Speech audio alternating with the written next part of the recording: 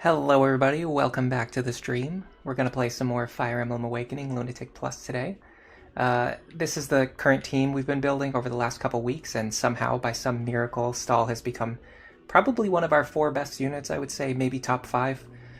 So I figured in the spirit of old school classic Stahl Saturdays from last year, we do another little Stahl Saturday showcase. I've come up with a pretty good opener that I think I can clear this map consistently. I was able to get through turn 1 and 2 pretty consistently, and then after that I'll just wing it from there. Let's see. Hello, Delta Brainwave. Welcome to the stream. Hazel Cord, welcome to the stream. Hello, Mr. Bush Ranger 436. Welcome to the stream. I put up a nice little poll. You can vote for your favorite version of Stahl. Mr. Bush Ranger says that they want to try Sniper Stahl one day. I think Sniper Stahl definitely has some merit. Might be a little bit difficult in a no-grind context, though. I'm honestly finding it's tough to get anyone other than Virion over to Sniper, like within a time frame that matters, but maybe it's not as hard as I thought. I also want to talk about, my god, Wyvern Frederick is going crazy. Like, this honestly has kind of changed my mind about Frederick. I used to think that he pretty much tends to fall off by like chapter 11 or chapter 12, but here we see he's still contributing, you know, further into the game, and he hasn't even really started to fall off yet. He's still playing a major part of the team in a big way. It had me kind of considering that Frederick definitely has more, at least mid-game, if not even like long-term viability and potential than I realized, and I was giving him credit for. And especially, I think Wyvern Lord Frederick is really just the truth. I mean, the last couple weeks, every single time we keep talking about how Wyvern Lord Frederick makes this chapter easier. It made chapter 9, 10, 11, 12. It just made like every chapter easier. It's making this chapter easier. When we get to the mileage tree, it's going to make that chapter easier. And you know what? Let's just not even talk about it anymore. Let's just get right into it. 20 defense Stahl goes really crazy in chapter 7 if you get an early master seal. Yeah, his defense can get pretty high pretty fast too. I don't know how you got to 20 defense that fast though. Mine is on 20 right now on chapter 13. But, I mean, then again, if you hyper-focused him, you could have gotten him to Great Knight 1 way earlier than I did. So, it's definitely a possibility. Alright, so what we're going to be doing is using our Beast Killers here. We have to use a very specific setup to play around counter. So what we're going to do is we're going to fly Frederick over here to this tile at the bottom of the bridge. We're going to use Olivia to dance for him. And actually, before I go any further, I'm going to have Cordelia go first. Unfortunately, I talked about how switching Stahl into Great Knight instead of Paladin would have negative implications on Cordelia, especially in terms of her speed. I didn't really consider how much it was also going to affect her skill, because Paladin gives a skill bonus, so she'd be getting like +6 or +7 skill right now. Instead, she's only getting +1, and that matters because, as you're about to see right here, our hit rate's only 83%.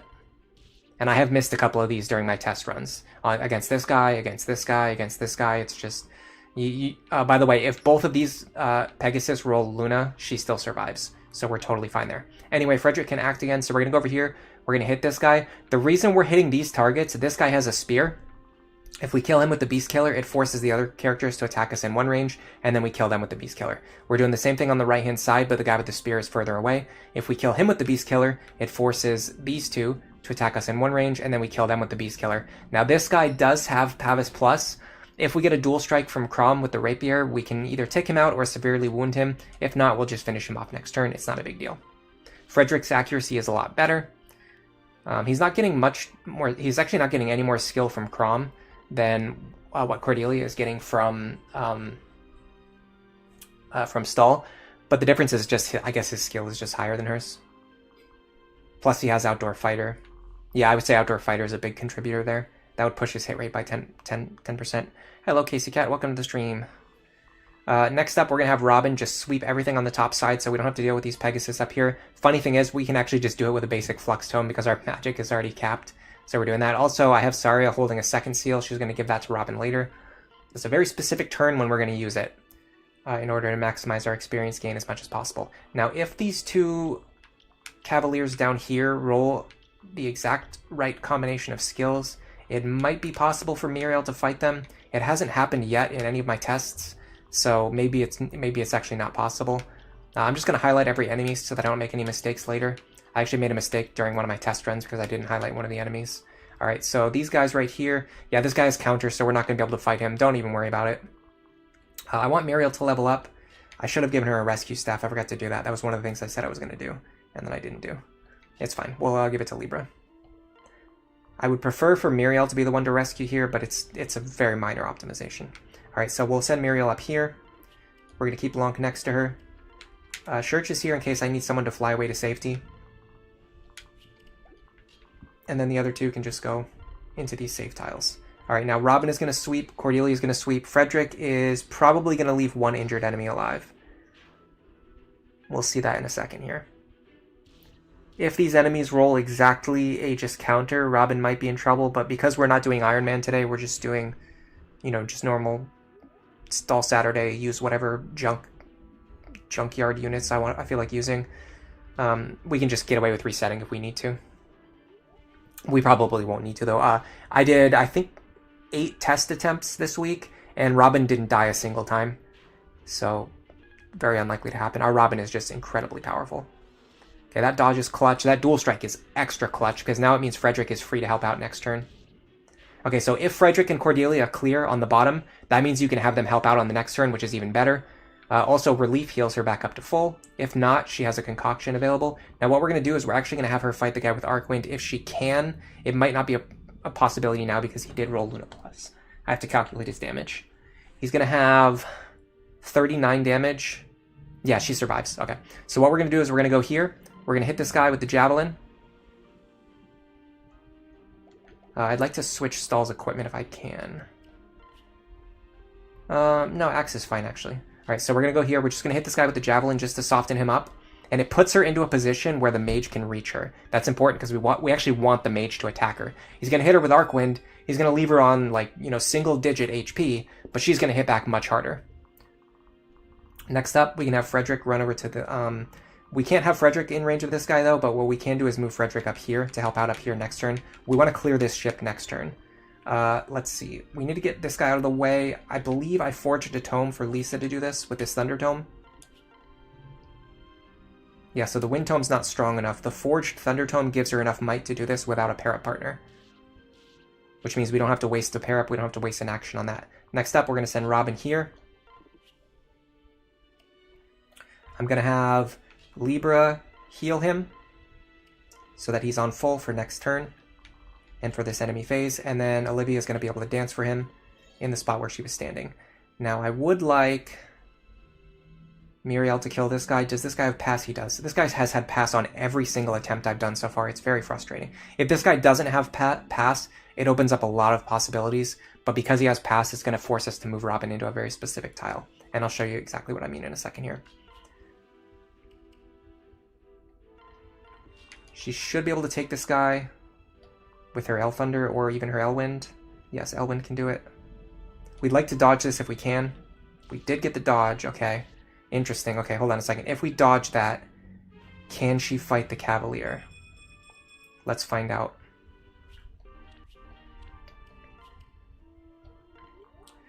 He does not have counter.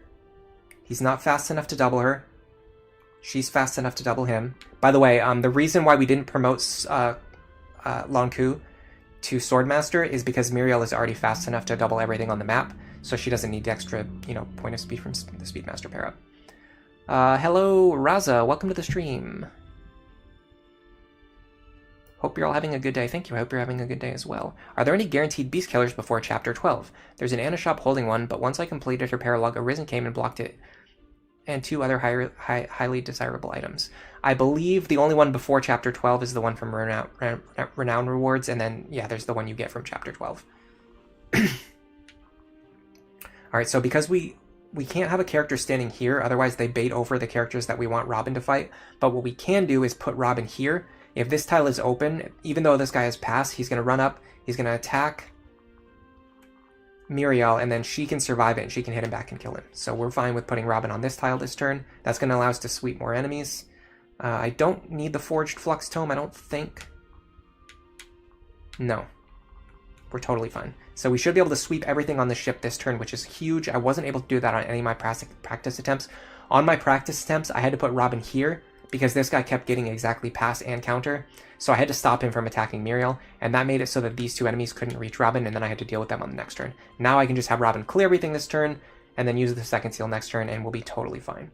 All right, Freddy, I'm going to just put him up here so he can contribute next turn. I'd like to heal him. This is one of the benefits of doing the Frederick Crom partnership that I love so much, is that he always has access to the convoy, which means he can always heal himself. All right. We want you up here, and you up here. So this is pretty much the extent of everything that I have, like, quote-unquote, perfectly planned out. From here, we're kind of going to be winging it, at least a little bit. Same thing with Saria. Promoting her would give Robin a little bit more defense, a little bit more magic, but he doesn't need it, so, you know, why waste the gold until we actually need it? We always kill this guy. Ooh, nice dual strike. Alright, Robin's maxed out now. So next turn we're gonna use the second seal. Tanks that. Alright, now there is one problem. I would like for Cordelia to have more HP than she currently has. Because we know, let me bring up the reinforcement order for this map. I know what it is, but I would just want to...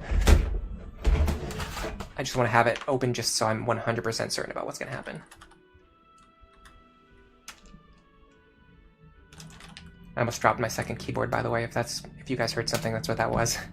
I have it sitting on top of something else. I went to reach for it and it just like slid over and almost fell off. Alright, this is flames on the blue. It should be bottom left, bottom right, and then top left. Those should be the reinforcements.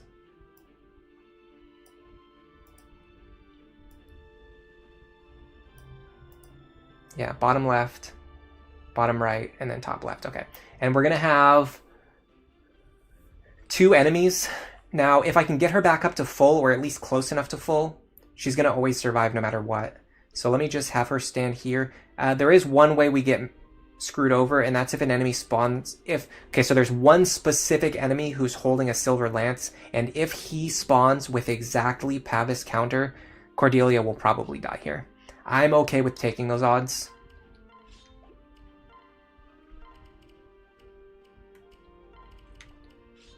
I'm going to put the Superior Lance in his hands this turn. It increases the chance that if Cordelia misses her attack, Stahl will at least injure the enemy enough that we can help finish them off on the next turn. Alright, we need to take out this guy. I think she should be able to survive the hit. No, she can't survive it. Okay.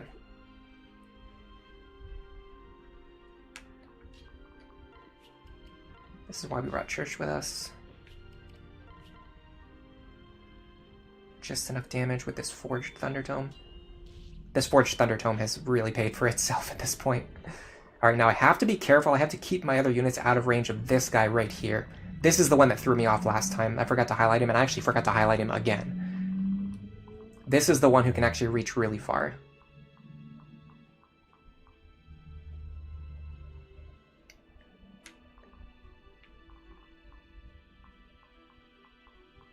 Okay, he can't hit this tile behind Robin. So what I'm going to do is go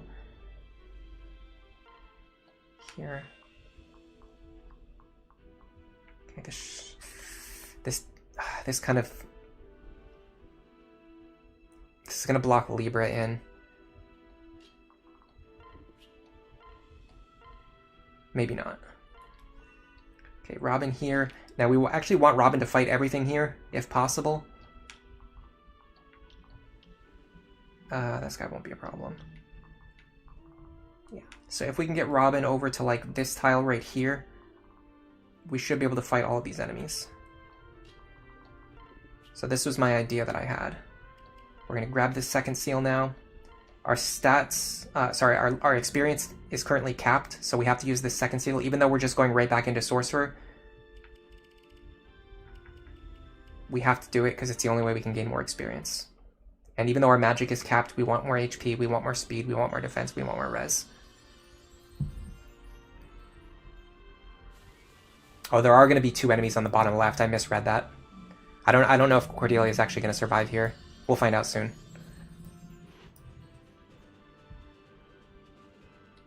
Yeah, Bushranger, I saw the screenshot you posted with your plus magic Robin still having 23 strength. That was pretty crazy. You know what I'm going to do?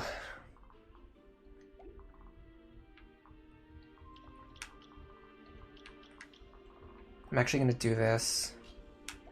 Can we heal her to full?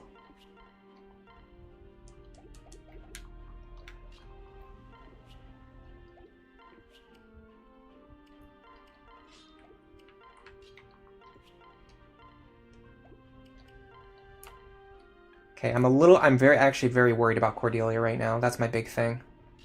I'm very concerned about Cordelia's fate.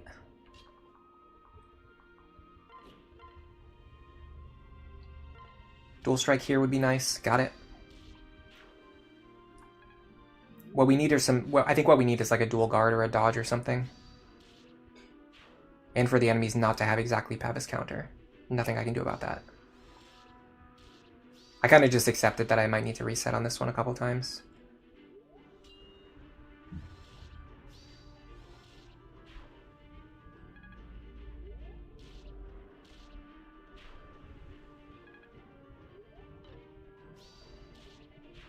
Yeah, people have been asking about the magic capped Robin. It's just the way things go. I went plus magic Robin, which, you know, adds up over time. Every single level, it just kind of starts to add up. And okay, we're safe. And on top of that, remember, I leveled them all the way through Tactician, all the way through Dark Mage, and then all the way through Sorcerer. So they've gained 60 levels. I mean, you know, 48 magic in 60 levels, that's... And less than 48 magic in 60, because, you know, we started at like 7 or something. So like 40 magic in 60 levels, that's, you know, pretty par for the course. All right, next we're going to have some Pegasus coming down here on the bottom right. What I'd like to do is have Frederick intercept them before they can do anything. I'm a little worried about this.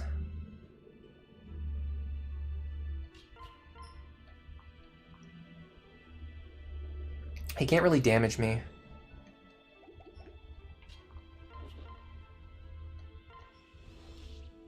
Yeah, I need dual strikes from Stahl basically to weaken them.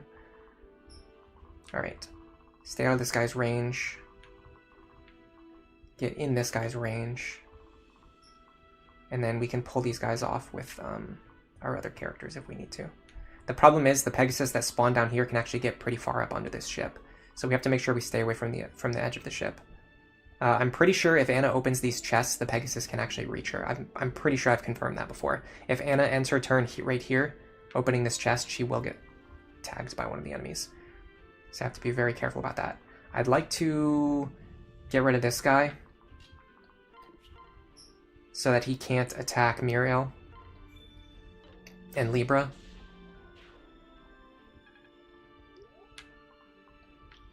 And then I'm going to have to pull one character to safety. So let's do that. Let's pull Libra back over. And then she can end her turn here. And fight this guy on enemy phase. And then Anna, we need to get her just kind of like out of here.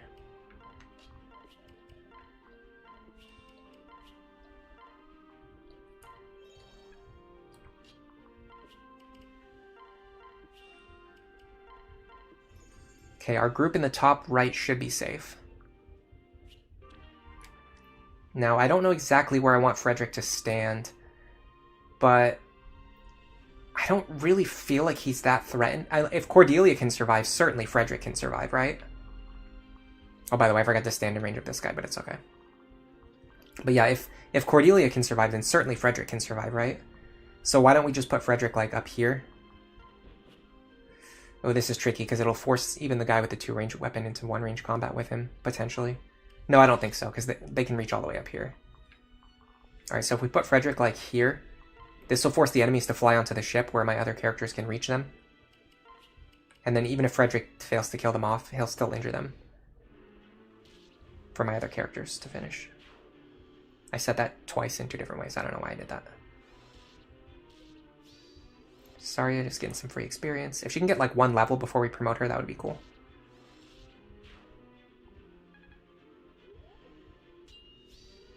Okay. Again, I'm worried about exactly Pavis counter, but there's nothing I can do about that. That did not go as well as I was hoping. Okay, hold on a second. We can clean this up. Okay, get rid of this one because he has counter.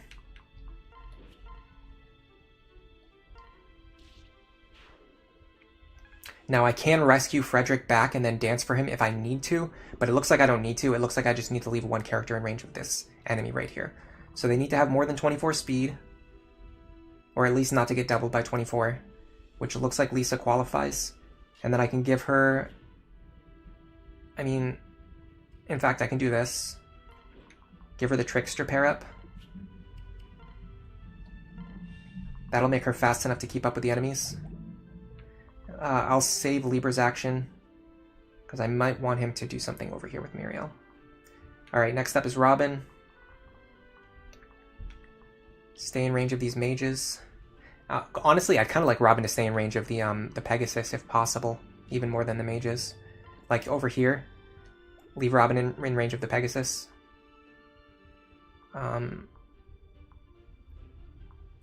This guy has Vantage, so if we attack him, we'll just get hit anyway. This guy has Hawkeye, so actually hitting him before he can attack us is actually much better.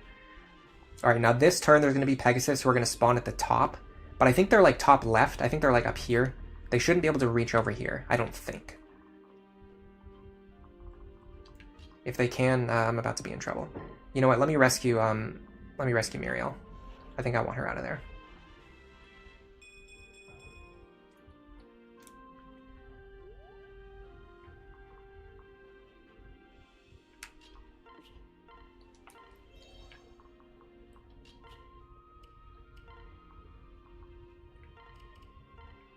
I'm also going to heal just in case. If the Pegasus can reach over here and they can attack at 2 range, like if the one with the spear can reach right here and then target Libra, that's the only way I could potentially be in trouble.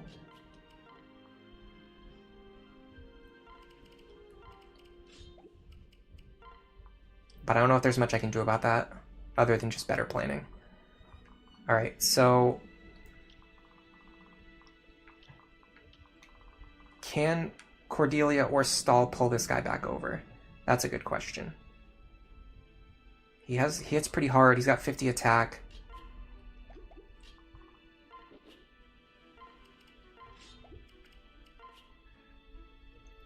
Stahl takes that. What about speed, though? 9 plus 7, we don't get doubled.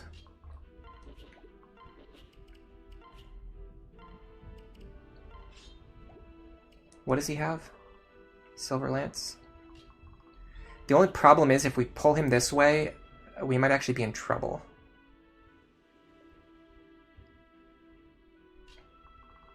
Let's just do this.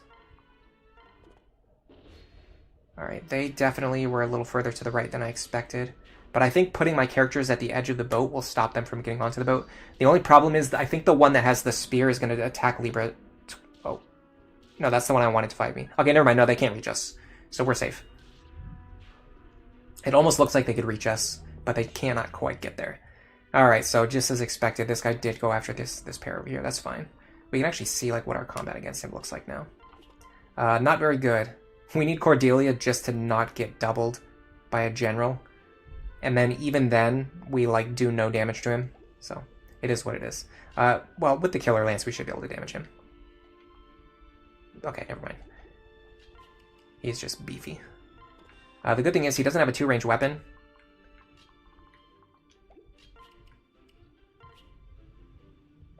So we can just go like this. Oh my god, his res is so high we can't even damage him with the Thunderdome. Alright, we'll just fly away. This guy over here is a problem, but not as much as you might imagine, because Frederick can fly up here. We dance for Frederick. And then Frederick takes out this guy. Beautiful work.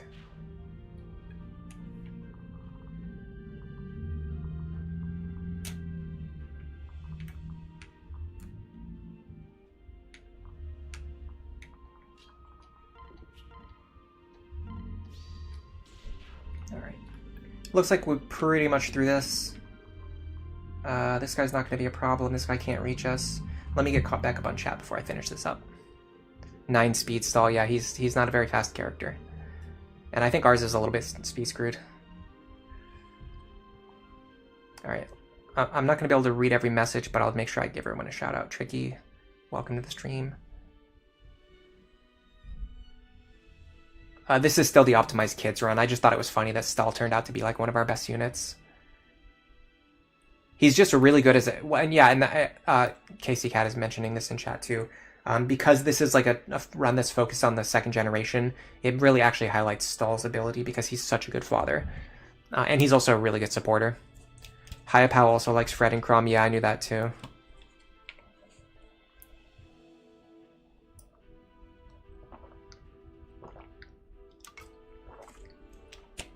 You like plus magic minus luck. I mean, I like minus luck, but the thing is it hurts your offense a little bit. But if you're not going magic long term, it doesn't really matter. Although, actually, it kind of matters because you're building for strength, but you're not only are you not taking plus strength, but you're also actually getting -1 strength from minus luck, which is kind of bad.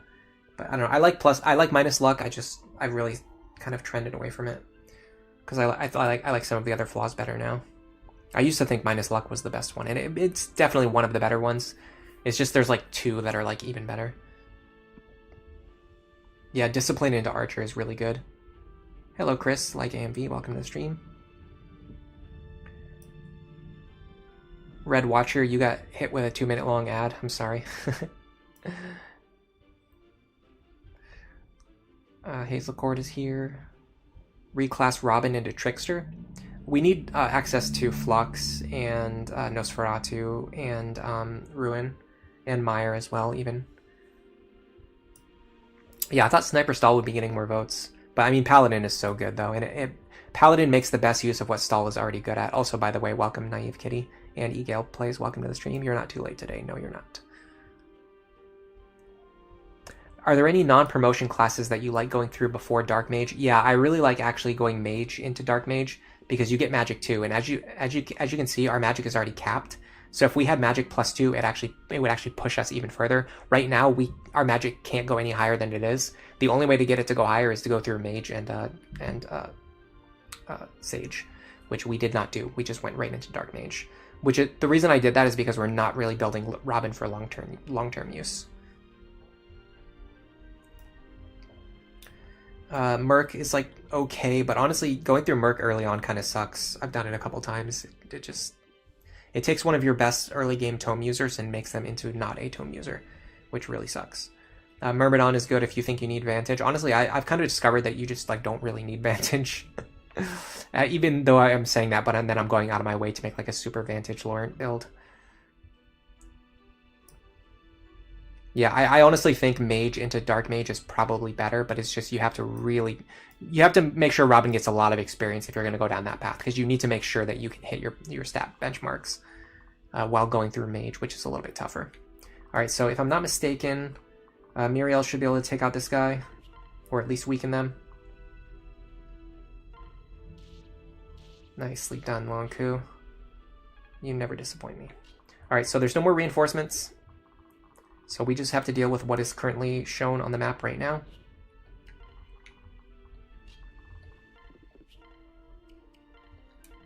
Which is not very much. We've kind of wiped these guys out.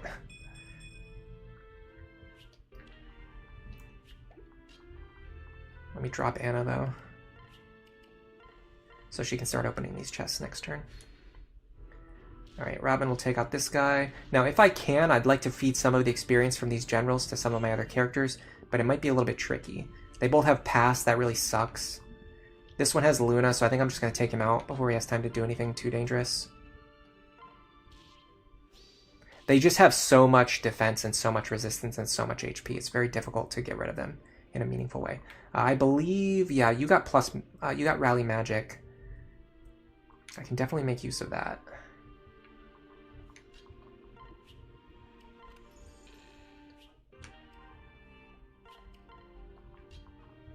Let me see how much damage she's doing. She is actually it's probably better to just have her attack because she can deal more damage. Although I guess in that sense, wow, she's got more magic than Muriel. That's crazy. Does Frederick have a hammer? He does, but he can't reach.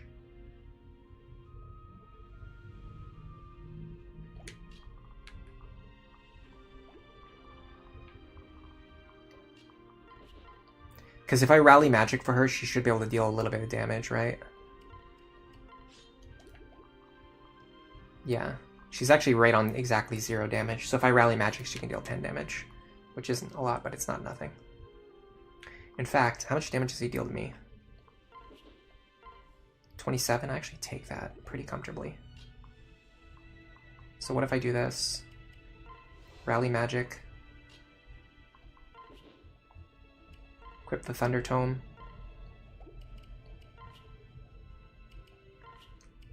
Stand right here. Back up. I don't have a heal staff. I gave it to Lonk. Just heal her back up, get some free staff experience. Just let her up in this other chest while we're already here. Now they should go after Cordelia instead of Robin. I can't imagine any reason why they would ever go after Robin.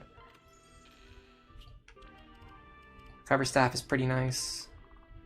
Not really though. I think it's pretty much just for selling. I should have put Frederick in a spot where I could heal him if I needed to. Ooh, nice guard. Okay, I'm actually gonna let her do this a couple more turns for tome experience.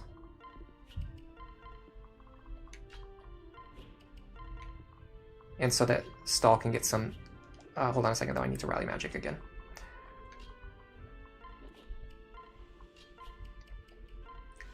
So that Stahl can get some axe experience, and she can get some tome experience.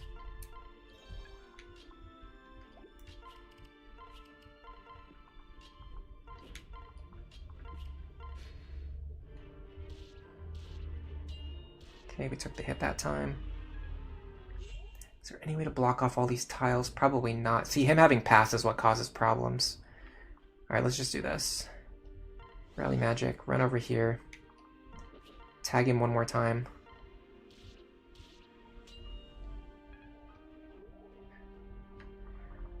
Now we'll just have someone finish him off, I guess. Honestly, it's probably you.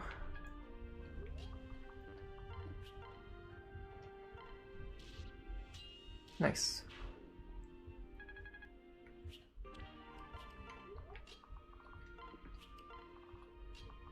Oh, could have gotten one more tile. Alright, get her over here. She can grab this chest now. And with that, we're pretty much done with this map.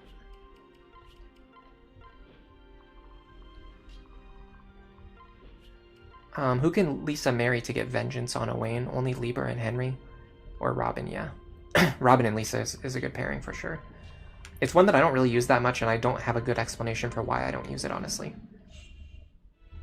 I should use it way more than I do, because it's very strong. I do like Maribel a little bit more, though, but she comes later, so there's definitely downsides. Ooh, nice Katarina's Bolt. That is a fantastic item on L+. There's actually a lot of one-shots that you can't get, but the Katarina's Bolt allows you to hit them. Micaiah's Pyre works, too.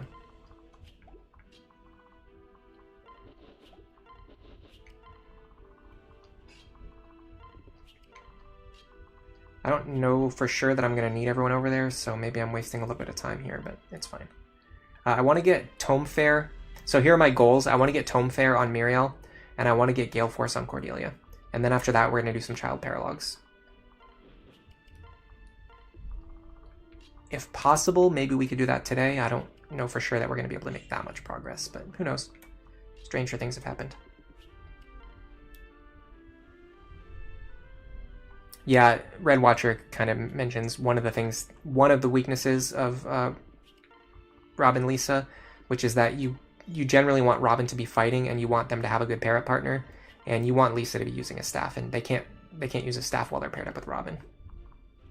So it does cause some issues. I would like for her to get some chip experience up to level 12 so I can promote her. She cannot take the hit. Is there any way to make her take the hit? Probably not. I don't see any way I get 10 defense. Plus she can't deal damage either.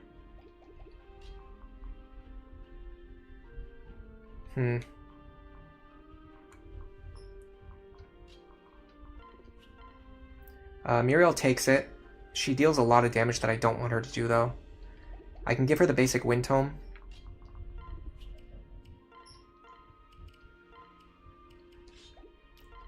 I can unequip Long Ku. Actually, I don't think Long Ku even deals damage. Doesn't matter. Does he need sword rank? He doesn't need sword rank, though, so there's no reason to have him attack. Yeah, he doesn't get chip experience if he doesn't deal damage. So she can take the hit. She'll hit for 30-something damage. We hopefully won't kill here.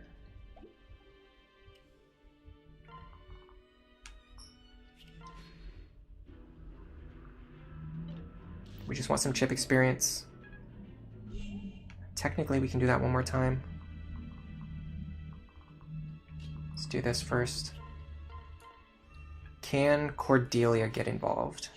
That's a good question. My suspicion is she can't deal any damage.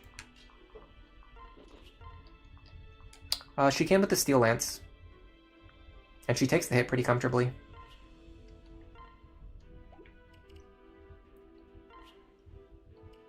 Alright, let's do this then.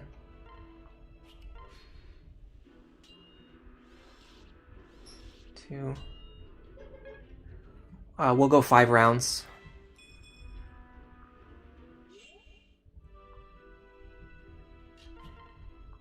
I wish I could deal some damage with the Thunder Tome. Can I do it with Rally Magic? I can, actually. Okay, cool. Let's do that. We'll get Tome rank. 3. Nice. C rank axes already. That's the power of discipline. Alright, this is turn 4. Generally, if you can fight the boss 5 times, you want to do that because you can get weapon experience from them 5 times. That's why I'm doing this, and why you often see me doing this on stream. So this is the 5th time we fought him, so this is the last time we'll get any weapon experience. So now we can't get any weapon experience. We could actually still get good experience from him if we want to keep fighting him, but his health is so low now, trying to get like minuscule chip is probably not worth it. The better question is who should we give the kill to, and I think the question is actually Muriel.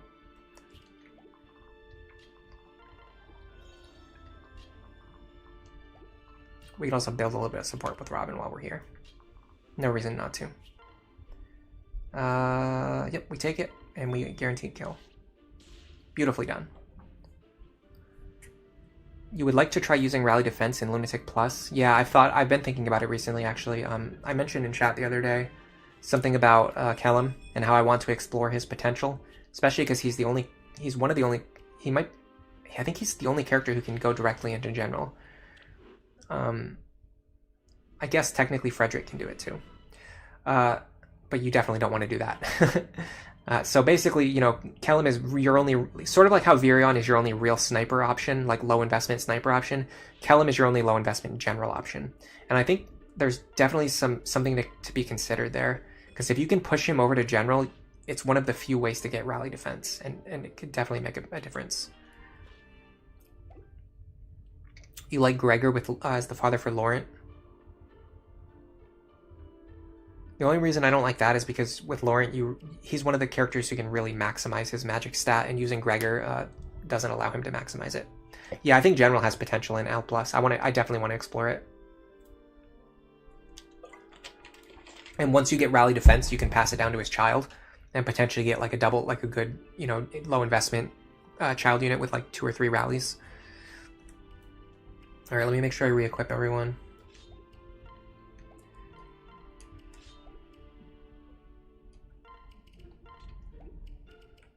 Because I know I passed around some of my items. I kind of want her to have a rescue staff. But there's a stupid, annoying Risen sitting on the shop that sells them. Oops, I did not mean to do that. It's fine.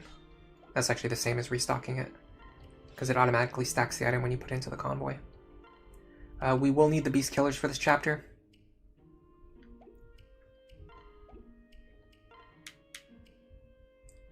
Or at the very least we can make use of them. The hammers too, actually.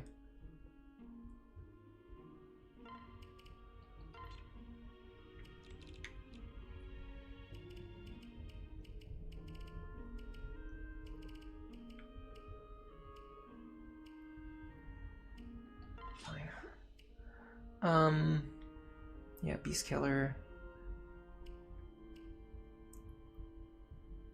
She still has hers. Beast Killer. Who has the other one? Or who has the other hammer? It's Church.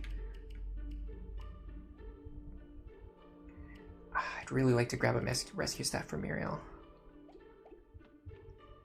I need to buy Master Seals anyway. We're gonna have to do this. Alright, give me a second, guys. We're gonna have to get this guy off the shop.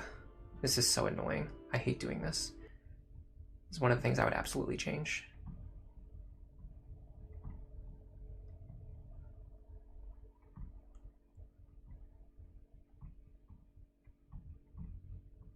I understand why they did it. Actually, honestly, I don't. I genuinely do not understand why they did it.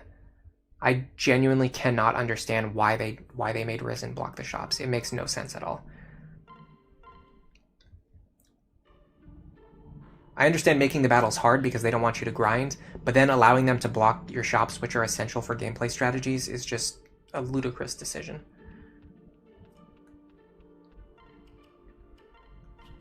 Whenever I'm forced to do this, I always just grab the barracks at the end, too. It's just a reward for the game screwing me over. If the game's going to troll me and make me set the clock forward, like, 3 days, just to be able to buy a single item that I want, I'm just going to play it as if in real life I had to wait 4 days and then accumulated a bunch of barracks in that time. Hello, Fahad al-Fahad. Welcome to the stream. You just finished your first Lunatic Plus run. Ooh, congratulations. Yeah, now you wish Lunatic Plus exists in every Fire Emblem. I am the same exact way. I'm so sad that they, like, ditched this game mode. Oh man, a short spear and a short axe. Those are both good. Alright, we need, I'm actually going to buy 2 rescue staffs while I'm here, so I can restock my other ones. We need at least 2 Master Seals. Problem is we're going to start getting Master Seals for free without having to buy them, but the thing is, like, I need them now. Like, I can't just sit here forever and not buy them. Okay. So there's definitely something to be said for promoting either her or Maribel, or potentially both. But the ones I know for the ones I know for sure that I want to promote, it's probably time to promote Longku. It's probably time to promote her. I'm starting to get the hiccups now. Sorry, guys.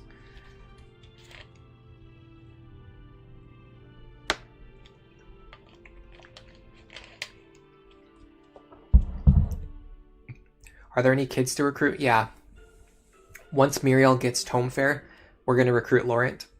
And once Cordelia gets Gale Force, we're going to recruit Zebra.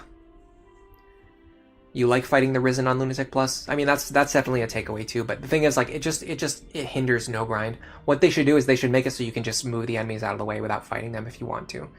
There's, like, making the fights super difficult so that grinding isn't easy or isn't possible. I'm totally on board with that decision. But blocking the shops is the part that I just don't like. They should just make it so you can just make them go away. Which I'm pretty sure you can do in Fire Emblem 8. So I don't know why they didn't do that here. Yeah, yes, Casey Cat. I've had that happen to me a couple times too.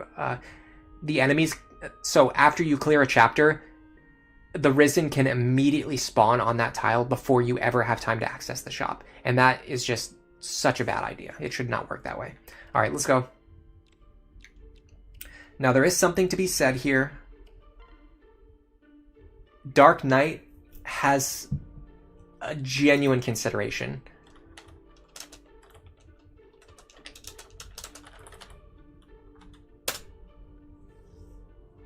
The reason I say this is because it gives +1 movement to Robin, and that's one of the things that Robin really needs right now. So here are our options. Sorcerer gives magic, defense, and res. Dark Knight gives a little bit, 1 point less magic, 2 points less res, but it gives +1 move. And that +1 move is pretty clutch. I'm pretty tempted to go Dark Knight here. Yeah, I'm gonna go Dark Knight. I want that movement on Robin. They're one of my best units. I need them to be able to get around the field fast. And Sorcerer only has 6 move. This is one of our few ways to increase it efficiently without using our, only pair of boots. Very rarely do I put her into Dark Knight, though. It's kind of cool to see her on the horse. These new powers give me some wicked ideas. Cool. Alright, next up we're going to do Lonk. Now Lonk is definitely going into Swordmaster. Assassin is the better class, but it is physical weighted. Swordmaster is agnostic. It gives Miriel more of what she needs as a magical unit. So we'd be giving up 2 points of speed and 3 points of luck for Assassin. And the only thing we'd be getting is a little bit of skill and a little bit of strength. Now the skill is nice. It's probably better than luck, but we don't need strength for anything. So we might as well just take the extra speed. And this should also, never mind, this should put him over 20 speed, which gives an additional point of speed. Because now we get +2 from his stats. So his speed increases from 19 to 22, which means he's giving +1 from his own personal stats, and then he's also giving extra speed from the Swordmaster pair-up. He is actually very close. Once we get him to 30 speed, he will be able to give the maximum amount of speed in the game from a pair-up, which is +10 speed. You can actually get +10 speed from Swordmaster, Lonku, or just anyone else, if you can get the Swordmaster themselves above 30 speed. Right now we're getting, I believe, +9, which puts her at a pretty crazy 36 speed, making her pretty much our fastest character in our army now. We've got one more seal. The thing is, I don't know for sure if I want to use it on... which one of these two I would want to use it on. Let me actually bring up my planned builds.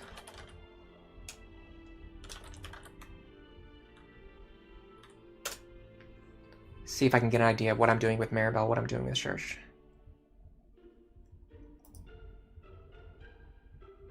It is the year of the horse. Yeah, this Muriel is fast.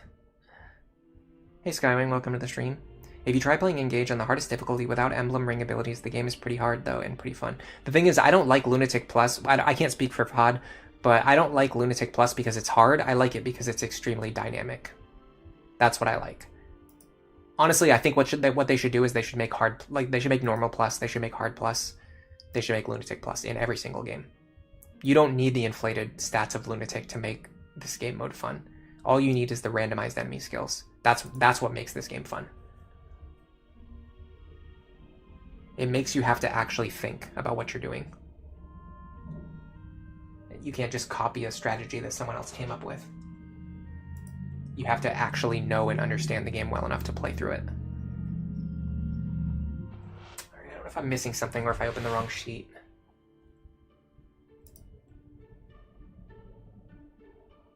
Yeah, no, these are my builds. Okay, so... Jerome...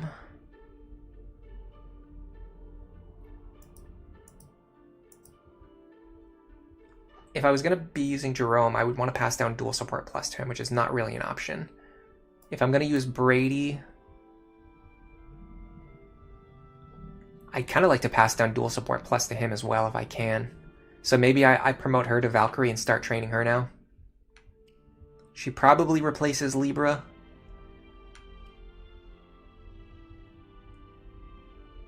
I forget if he's doing anything on this team.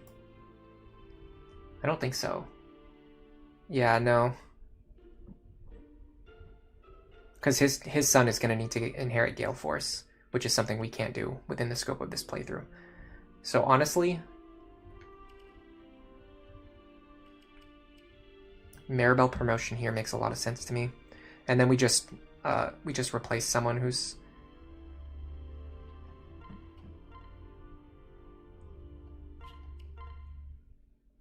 redundant. I don't know why it took me 10 seconds to come up with that word. Cool. It is the year of the horse. Valkyrie pair-up's really clean too. And she's paired with Crom.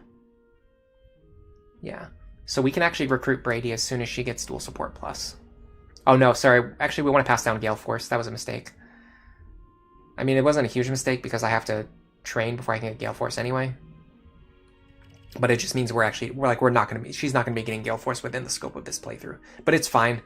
What we're going to start doing is Probably around the time Frederick goes onto the bench, we're just going to start pairing Crom up with Maribel anyway, so it's fine. It kind of works itself out. She's a little bit behind Libra right now, but she can catch back up. She can surpass him. She's not going to have staff touch, though, or heal touch. Whatever it's called in this game.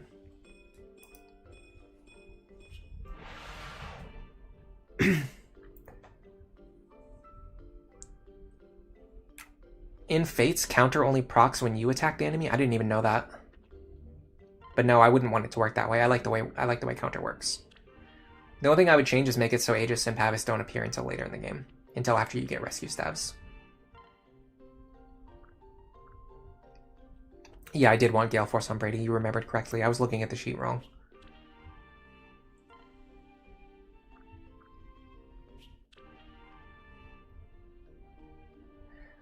We don't need Stahl to get Luna. If he does get it, it's a plus. But if he doesn't get it in time, it's fine.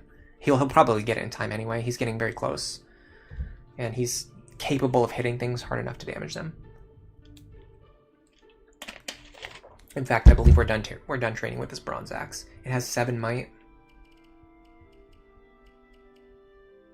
Yeah, we can grab a Killer Axe. Or a Silver Axe if we have one. No, Silver Axe is B.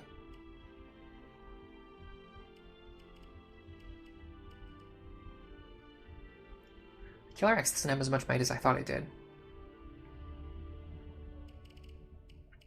I thought it would have 1 point less than a silver weapon. Maybe I'm thinking of something. Oh, I'm thinking of glass weapons. Glass weapons are 1 point less. Yeah. Killer weapons are 1 point more than steel weapons. Alright, let me take your Killer Axe. And then Frederick is going to want... Does he need a Beast Killer? Probably, yeah. Beast Killer, a Hand Axe, a Hammer. And probably give him the Silver Axe. And a Silver Lance.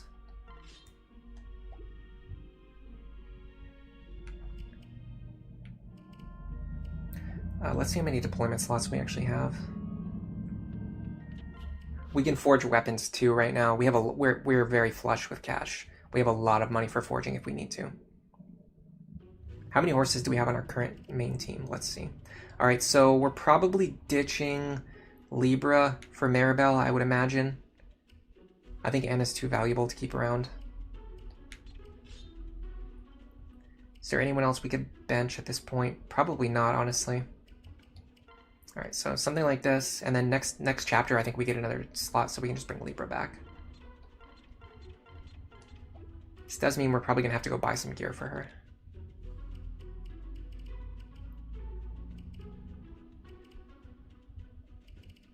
We could probably forge her a Thunder Tome too. I mean, she's a lot less likely to get involved in fighting. But the thing is that if she does, I want her to be able to hit for like some amount of damage. More than 0 damage. Forged Thunder Tome would be really nice in her hands.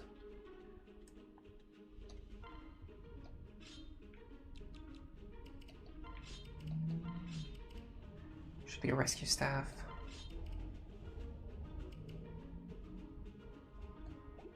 So this allows her to hit for a decent amount of damage, and then she needs a tome that she can just like spam. Does she still not have D rank? Man, Eunice without discipline. Absolute brutal training arc. I just need one spammable tome. Alright, take her basic wind tome.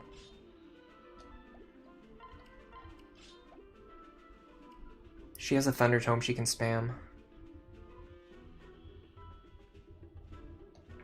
And then I wanted her to have a rescue staff too. I mean, there's no reason not to have everybody holding one, just in case we need them. Alright, I might swap her out for Libra if I feel like I need it. But other than that, this looks pretty fine. Clearing this opening group is going to be the big hurdle. I believe this spot is really good for Robin. Take out this guy, and then whoever stands here can take out this guy. And then the only one who reaches them is this mage. So Robin here, someone here. Probably Cordelia, I would imagine. Yeah, this guy can't reach that tile. So Cordelia, let's put Stahl behind her. We need someone to take out this guy. That's probably going to be Fred.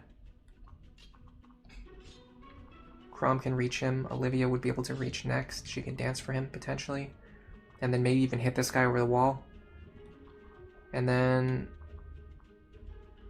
Muriel can get pretty far.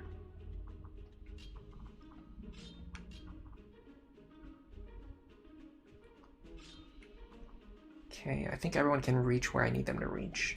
Let's do a test run. And then if this goes well, then hey, we beat it. If this doesn't go well, we'll have an idea of what we need to do to fix it. Oh yeah, I was going to check to see how many horses I have. It's actually only... Okay, so let's count flying units too. So how many mounted characters do I have? I have a wyvern. I have 2 wyverns. A Pegasus. 2 horses. 3 horses. So I have 6 mounted units. Still not that much. It's not as bad as like GBA Emblem where every character wants to be mounted. Alright, she might be able to survive for 1 turn. Yeah, she can survive for 1 turn, I believe. Let me double check. Yeah, she can survive for 1 turn.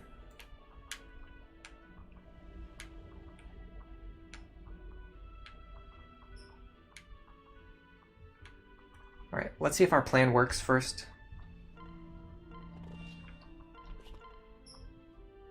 We're still one-shotting pretty much everything with Robin too. So we're not really at risk of, you know, counter damage or anything like that. Okay. We are going to need another strength tonic on Frederick. I'll go for the dual strike here. Got it.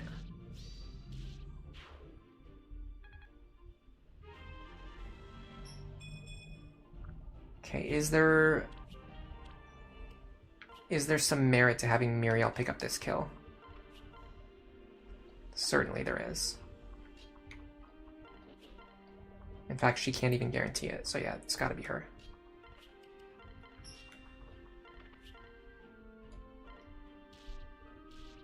This will bring the mage over to her, keep the mage off of Robin.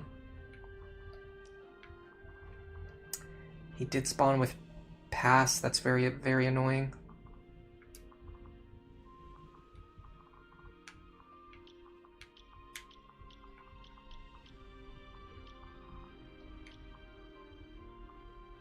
$47. Can we one-shot this guy with the Beast Killer? We can. That means when this guy attacks us, we'll also one-shot him with the Beast Killer.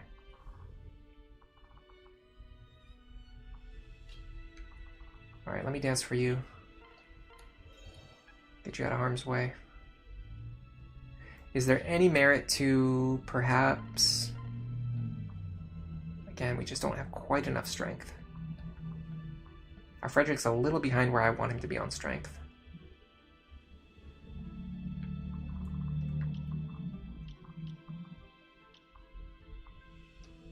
We could pull this guy with the spear over, potentially. Is it even worth it? Not really. We can deal 1 damage to him. In fact, I think we deal 0.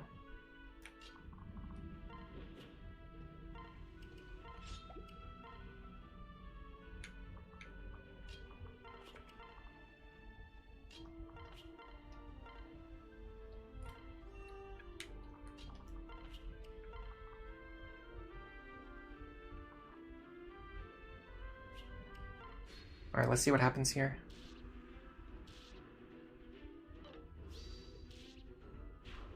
Very nice. You wonder how many people... Hello, Aaron. Welcome to the stream. You wonder how many people played this map and didn't notice the villages on the top row? That's actually a really good question. That Luna mage rocked my world, by the way. Yeah, that's actually really funny to think about. Because you could definitely imagine people not noticing those. Man, these generals can take a beating.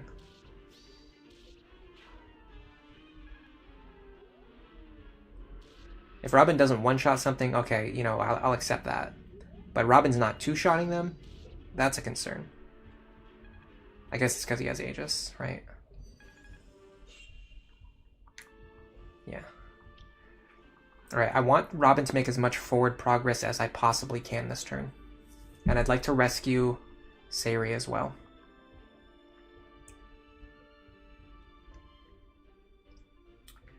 Let me think about how I'm going to accomplish that.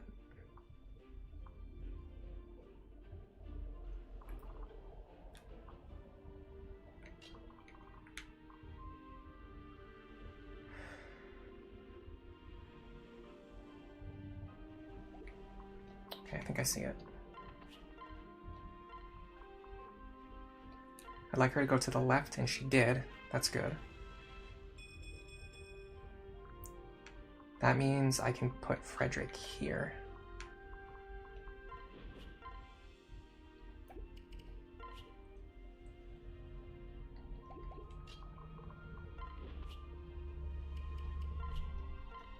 So I can do this. Now, I might even just have Muriel take this guy out, honestly, so I don't have to deal with him. It's going to depend on where Robin's going exactly.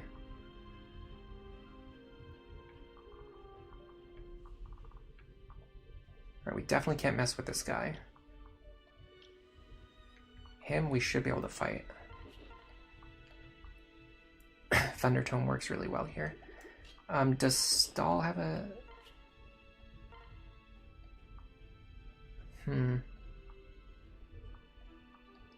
Honestly, I think Killer Axe is fine.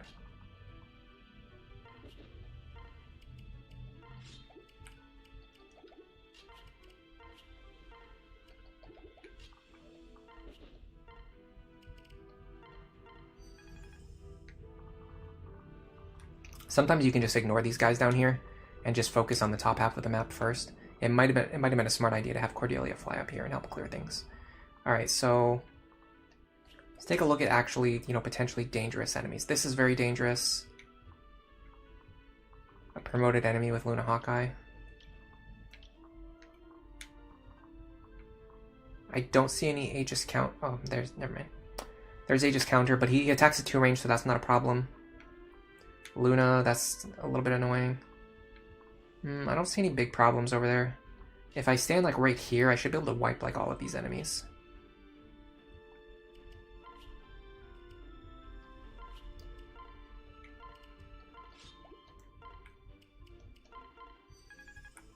If I find out that I need Nosferatu, I'll do it on the next attempt. Okay, is there an idea where we have Muriel take this guy out, and then actually we should heal her first and then have Muriel take him out, and then she'll get attacked by this guy for something less than 39 damage.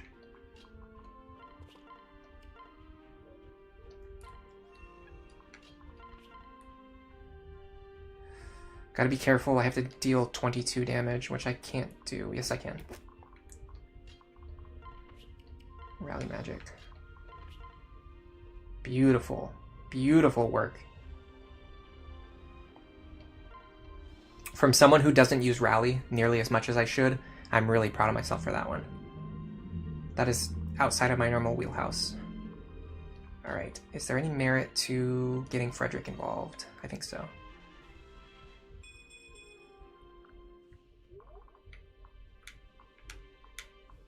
Can these guys really... this guy has counter, so we don't want to fight him. That guy's countered here. Alright, let's just hit this guy over the wall. Get rid of him so he doesn't cause problems in a few turns. Okay, I feel pretty good about this. Only thing I'm concerned about now is just getting Robin across the map quickly enough.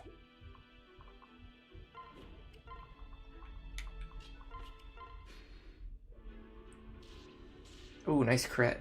This is why we like Thunder Tomes. I've started to really, really like Thunder Tomes. Once I recognize that like crits are the most powerful like tactic in this game, It really changed the way that I play the game.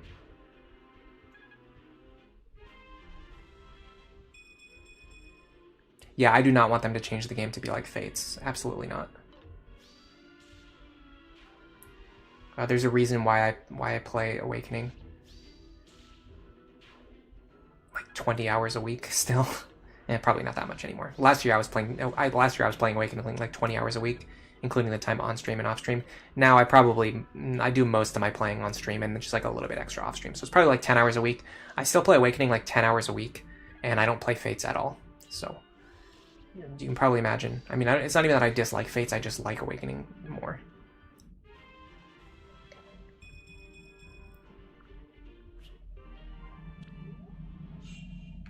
Alright. Now I would like Robin to move up here and wipe out as many of these guys as we can. If we can get rid of this Dark Knight quickly enough, I would like to do that. But it's going to be a problem because... well, maybe if I can get rid of... see, this one's a problem because he has Luna Hawkeye. Alright, let's start with this guy. We need someone on the back row to get rid of him. And it looks like all of the tiles around him are completely safe. So we can just have anyone do it. And in this case, anyone is going to be you. The only reason it wouldn't be you is if I want you to go over here instead.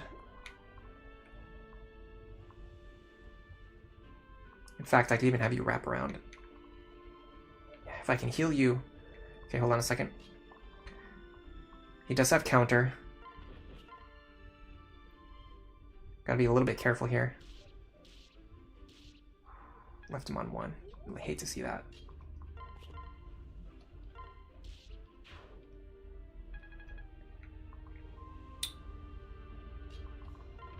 Okay, we have to attack over the wall anyway.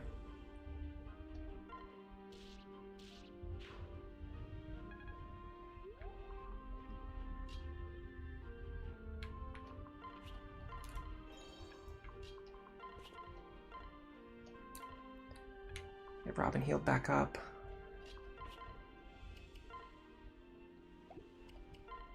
This is going to take multiple heal stabs anyway, so we might as well just take multiple heal stabs. Alright, time to calc Robin's survivability. So let's assume we get hit by all 3 of these guys. 34, 35, 34. That's 103 damage. Minus, actually, they don't deal any damage to us, because our defense is over 35. This guy will, though. So let's just... Okay, hold on. This guy's going to deal 35 minus...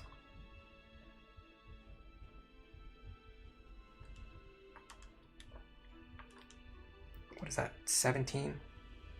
So we're going to take like 17 or 18 damage from him. This guy's a problem. He's going to deal 43. Minus 14, which is 29. Plus 17 is 46. So we've already taken... So we're already down to 24 HP. Can this guy deal 24 to me? Probably not. 39. Minus 28 is 11. 24 minus 11 is 13. We actually survive on 13 HP here no matter what. So let's just run in here and get involved.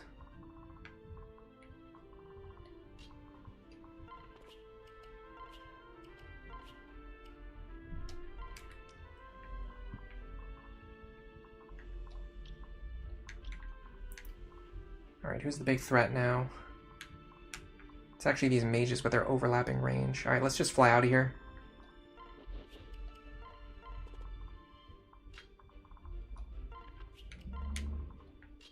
What we can do, because Robin is sweeping on the top, we can just take shelter on the top of the map.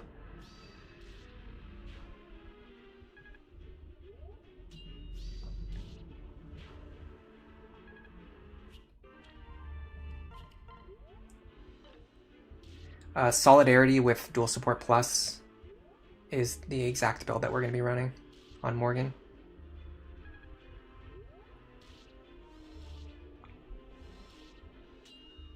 Alright, I'm fine with that.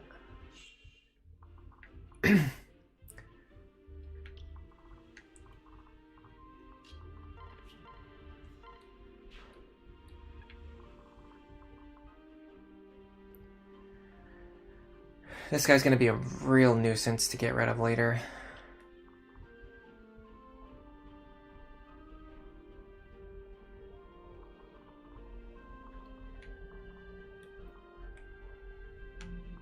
Okay, what about you?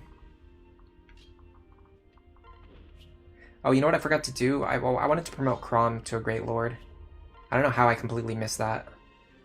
Unfortunately, because of Vantage, we can't take that hit. Frederick can't take it either, because of Excalibur. This is probably a stall moment, honestly.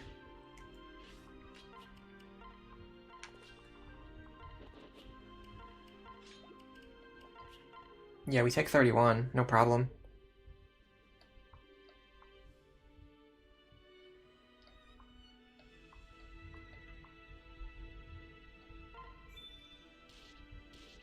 Goodbye.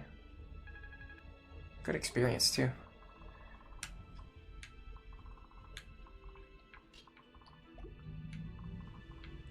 Yeah, this guy's gonna be a huge nuisance.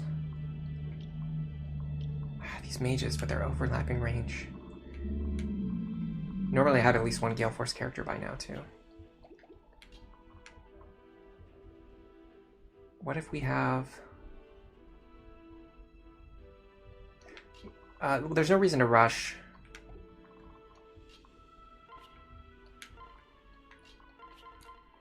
Let's just set up and deal with him next turn.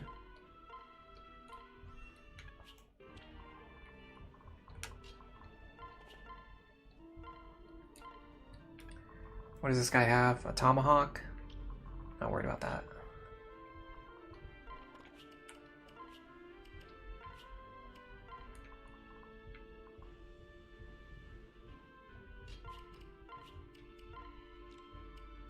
I don't have any more Master Seals on me. I don't know how I completely missed Crom promoting to Great Lord. That was like one of the main ones that I wanted to do. And I ended up promoting Maribel instead, which was like a secondary issue.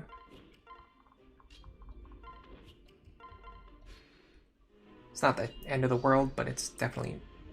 It would have made a little bit of a difference here. Like, I potentially could have had him fight that guy that he couldn't fight.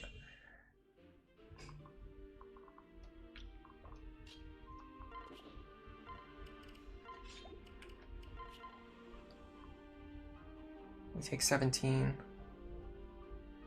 I'm actually going to use the Thunder Tome here, just because I want to get some Tome rank.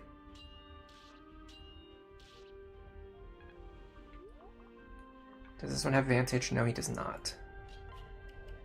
That means Crom could potentially pick up this kill, and he actually can. I'll use the Rapier for accuracy.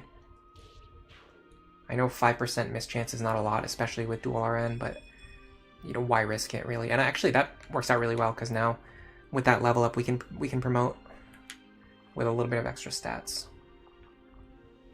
Alright, these guys are still overlapping like crazy. Is there anyone who can take out Excalibur and a Bolganon? I mean, probably Robin. Can we get you over here?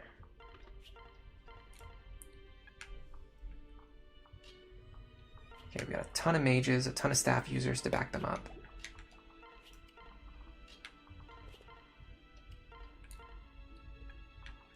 Use two heal staffs instead of using one mend staff. It's cheaper and it generates more experience. Is there any world where we go fight all three of them? Problem is 2 of them have Luna. I'm not even going to bother with the math, I'll just fight one of them. It's not a big deal. We're not in a rush at this point. We have the whole top half of the map to retreat if we need to. Yeah. I figured Robin could probably take them, but we actually want people other than Robin to get experience too, so that's another consideration. Alright, this guy is going to be a nuisance to fight. I think she can probably take him, right? Yeah. Can she kill him? Probably depends on Lunk. You know, I could have had Lunk attack there, maybe. It's fine. Alright, so this guy's the big problem. We're probably going to have Robin take him out. But when we do, he's going to be standing on this desert tile. So we might be able to use the terrain to our advantage. We can also rescue people back if we have to.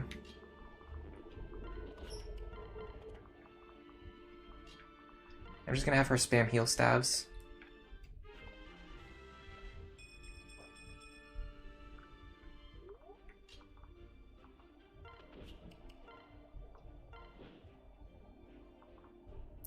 Hello, Basurio Decly Dark 888. Welcome to the stream.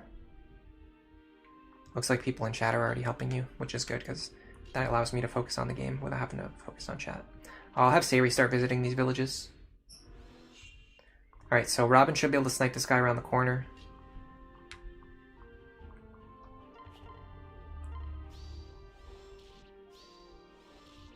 Okay, I'm fine with that because potentially now we can have her get the finishing shot. Okay. Now, remember, I'm trying to get her to Tome Fair. That's like one of our main goals right now. Man, those crits are going crazy right now.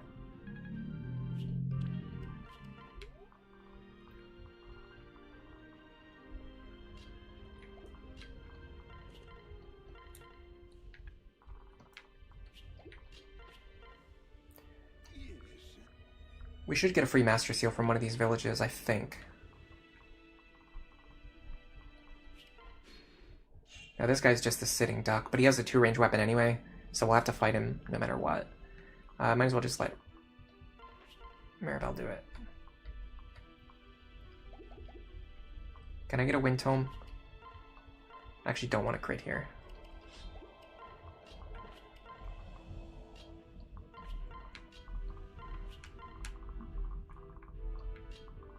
Yeah, I think there's a Master Seal in one of these. Ooh, free Physics Staff. Physics is another one of those things that's quickly becoming one of my favorite underrated tools.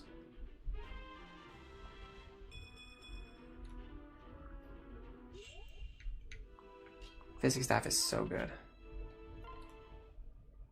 Arm Scroll. That'll be useful, but it's not what I'm looking for right now.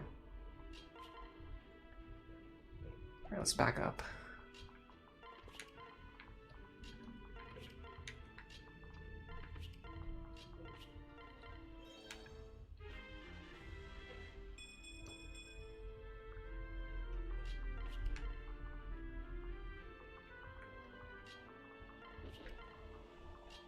What's really funny is I have a lot of the discussion in chat right now is, you know, people are helping a new player. What's really funny is that my channel has a lot of like really top end guides, but I don't actually have that many like guides that are really made for beginners. Maybe I should make some beginner guides. It's just weird because the game's been out for so long already. I feel like, you know, people have already made those guides, but honestly, in some cases, there's really not that much material out there. And there's questions I see that get asked on the Reddit like every single day.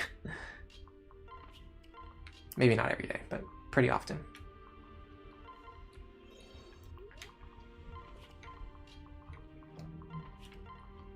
Just farming some free experience off this dude over here. Right, there's got to be a Master Seal somewhere around here, right? Maybe in here? Nope, another second seal. Okay, I have way more second seals than I know what to do with at this point.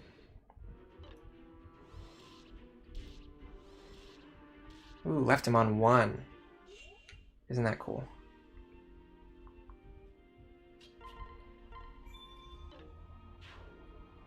I noticed she's really evasive with the long Q pair up too. Oh, that's our first Arc Thunder.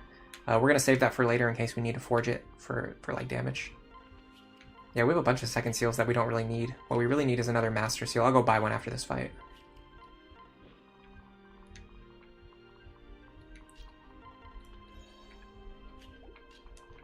Alright. I'd probably... Right now, my instincts are telling me that we're going to have Cordelia fight this boss 5 times and then give the kill to Muriel like we've been doing previously. On that note, if I grab this, it can potentially get her an extra level. Didn't get it, but it is what it is. We got the C-rank tomes, though. Okay, we can deal 0 damage, which means we can get away with Rally Magic. What about Stahl?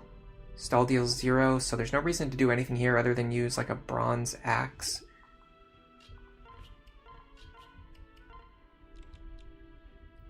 It's kind of a waste. I'll just use an iron axe.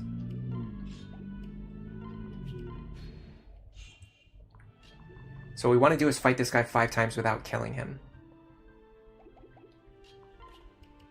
Can we accomplish that? We can survive 28. We have to use the javelin here because we need to deal damage if we want to get chip experience, which we badly want to get chip experience. Alright, so let's back up these units. We can leave Frederick next to her for a hit bonus. I don't know if it actually went up. Did it? No, it didn't. What about Chrome? There we go. That increased our hit rate without increasing our crit rate, which is exactly what we want. We'll use a few javelin charges here. No big deal. And we'll let Maribel get some stat experience while we're doing this. So we're going to count it out. This is basically, it's called boss abuse. I don't really think it's abuse. I think it's just using the game mechanics that exist. But that's a different story. Typically, this is called boss abuse. What you do is you just fight the boss a couple times to get extra experience. Like, instead of killing the boss in one turn with Robin, which we could do, we're just going to let our other weaker characters fight the boss a few times, get some good boss experience, get some weapon rank, get some support ranks. If you fight him 5 times, you'll get 5 points of weapon. It's actually 10 points of weapon experience, and then you won't get any more after that. So you might as well just fight him 5 times instead of just killing him in one turn. Plus, we're getting free experience, getting Cordelia closer to Dark Flyer, level 15 Dark Flyer. So there's 3. We should be able to heal back up to full here. Yeah, use 2 heal staves. It's cheaper than 1 med staff, and it also generates more experience. I said that already today. I'm going to say it probably next week and the week after that too. By the way, I've been playing Case of the Golden Idol off stream, and I'm really liking it. I would never actually do this, but there was a very small part of me that wanted to just cancel today's stream and just play Case of the Golden Idol instead. But I know I wouldn't do that. Alright, so now we need to set up a situation where Muriel can get involved. So where's her Lonk?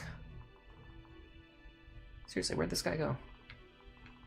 Oh, he's up here.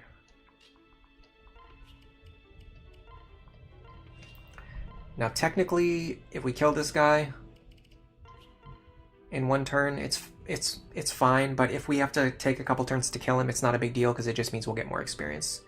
So let's just do that. I'm not going to intentionally sandbag anymore, but however many turns it takes for her to kill him, we might as well just take the chip experience. I need to unequip Lonk. He's wasting weapon charges for nothing.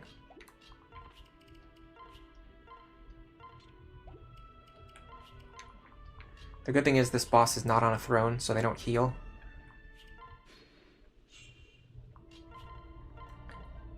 Although on the other hand, the bosses who do sit on thrones and who can heal, it can be really nice to just let them keep healing back up and just keep fighting them to get like a ton of experience.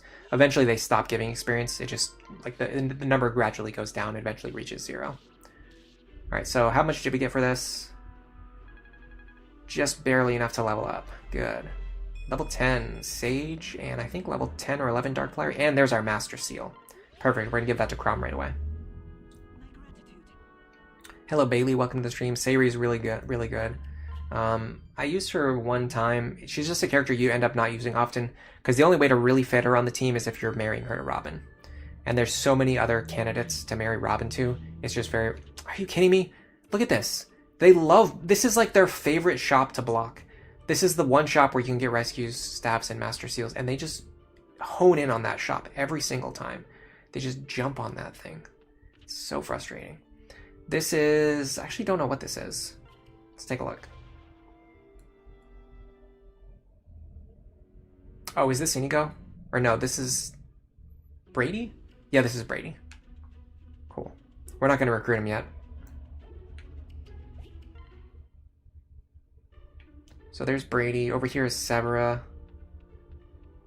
And then over here is Laurent. And we're not ready for any of them yet. We're getting close to a couple, though.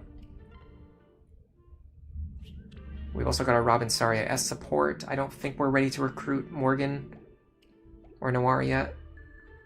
I can check. So... Noir wants Tome Fair, Gale Force, Gamble. Yeah, so we need to pass down Gamble to Noir, so we can't recruit her yet. Morgan wants Anathema, Dual Support Plus, Solidarity, Tome Fair, and then like maybe Gale Force later if she needs it. So basically the big thing the big thing that Morgan wants is Solidarity and Anathema, and she's getting both of those anyway. So we can actually recruit Morgan right now if we want to. Might be worth considering. If we're struggling with the Milo tree, we'll go do the Morgan chapter. But we don't need to do it, so I'm not going to do it till we need to. Oh, we can't use Nosferatu anymore, but that's fine. We're just holding it for Robin anyway. I need to buy another Flux Tome. We just go through like a full stack of Flux Tomes every chapter. Look at this, guys. Look at this value. Oh my god, 540 gold. Imagine if you have Arms Thrift, you could save 500. You could save 540 gold. Oh my god, that's incredible. Arms Thrift is so good. We're going through a stack of Flux Tomes every chapter, and this is the max forged Flux Tome that we made like 5 chapters ago. We have not used it a single time, okay? Please. Come on, guys. The Arms Thrift Truthers. They don't even have to say anything, and they just get under my skin.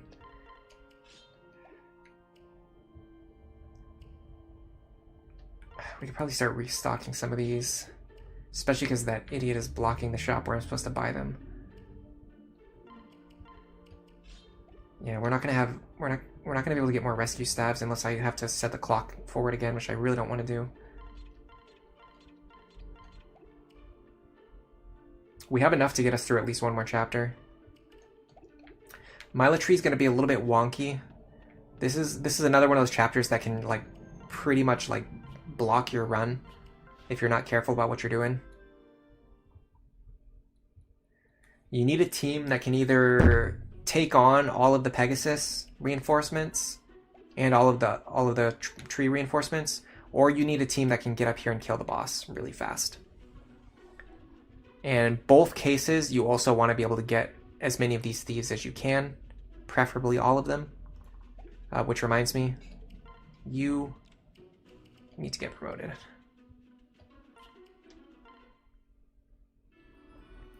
Is that going to give us 20 speed? I think it does.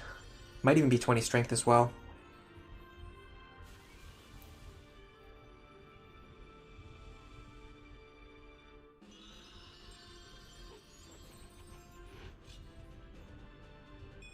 Nice, exactly 20 strength. We're one short of 20 speed, we'll get there. So we're giving more strength to Frederick now, and we're also giving more speed just because the Great Lord pair-up gives more speed. And then we'll give even more once we level up probably 1 or 2 times, just to get our speed up to 20.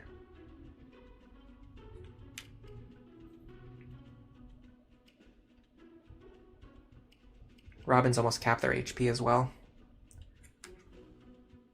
We'll probably do it before we get to level 20 here on Sorcerer again. HP is such a good stat in this game.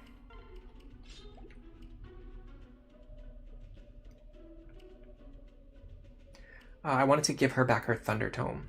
Who has it? I think Robin's holding it.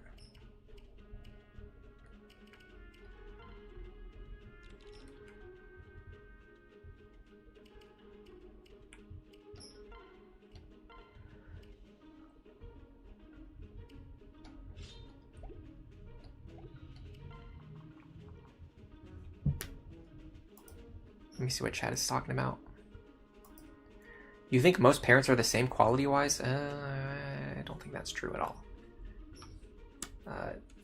Between class access stat modifiers, and if you're playing on no grind, like your actual stat and skill inheritance can be, you know, pretty limited depending on the parent.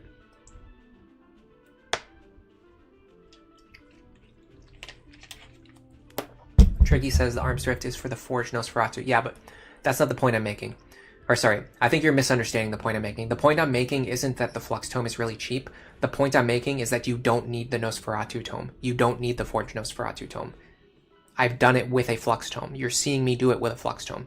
So why would you spend money to forge a Nosferatu Tome and then spend time getting Arms Thrift in order to allow you to use that Forged Nosferatu Tome when you could instead just use the Flux Tome, which already works. It's already strong enough. That's the point. If you're not understanding that whole like point, then you're not really getting it. It's not about how it can save you cost on the more expensive weapons. The point is that you don't need the more expensive weapons.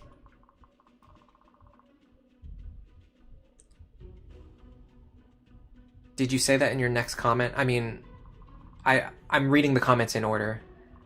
So I read your first comment first, and then I read your second comment after that.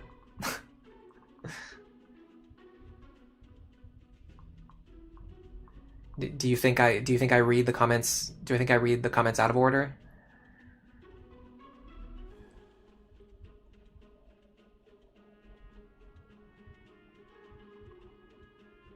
If you don't have a plan for the child beforehand, they just do the same thing no matter who their parent is. I don't know. I just completely disagree with what you're saying. I don't understand how you could come to the conclusion that the parents in this game are all the same quality. Alright, we can put Libra back on the team now. Although we kind of don't have a rescue staff for him. I guess we probably would take away Muriel's. Give it to him.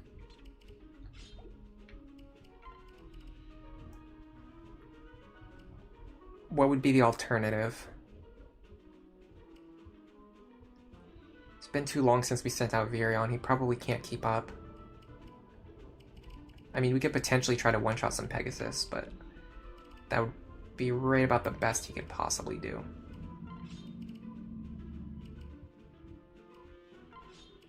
Let me grab her rescue staff. I don't think she's going to need it. She hasn't even really been using the heal staff, honestly. She's just getting enough combat. I want her to have maybe another stack of tomes. Yeah, Elfire, this will be fine.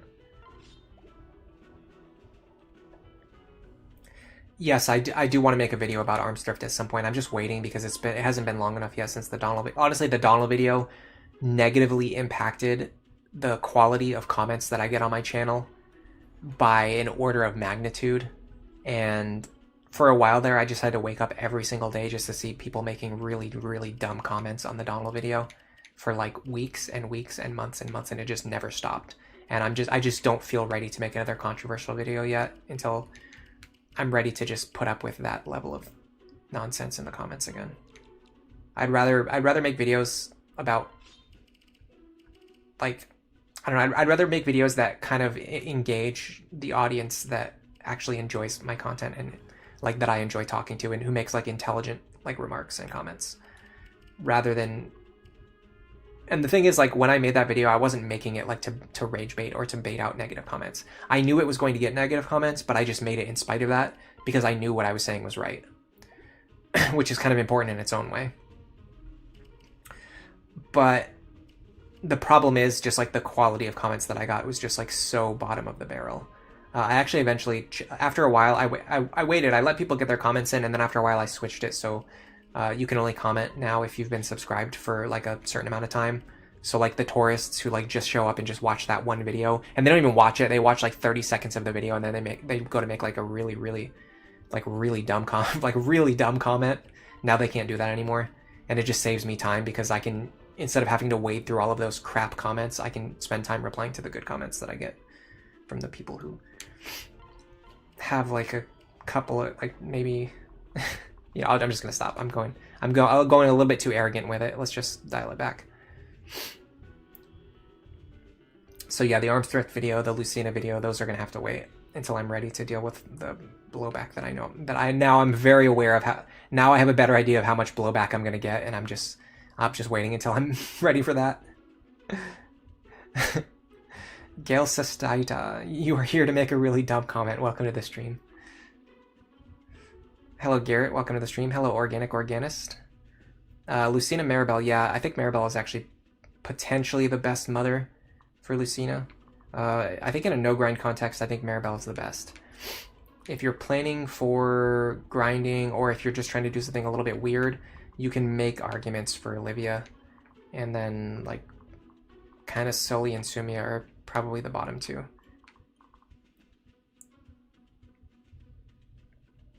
Pixel Donut, welcome to the stream. You're surprised people are upset about the Donald video. Donald's not all that great, but that's the reason why you like him. It's like you're actually training someone who doesn't fight. It's really fun. Yeah, I don't know. Some people are just like, they just have like a weird like way of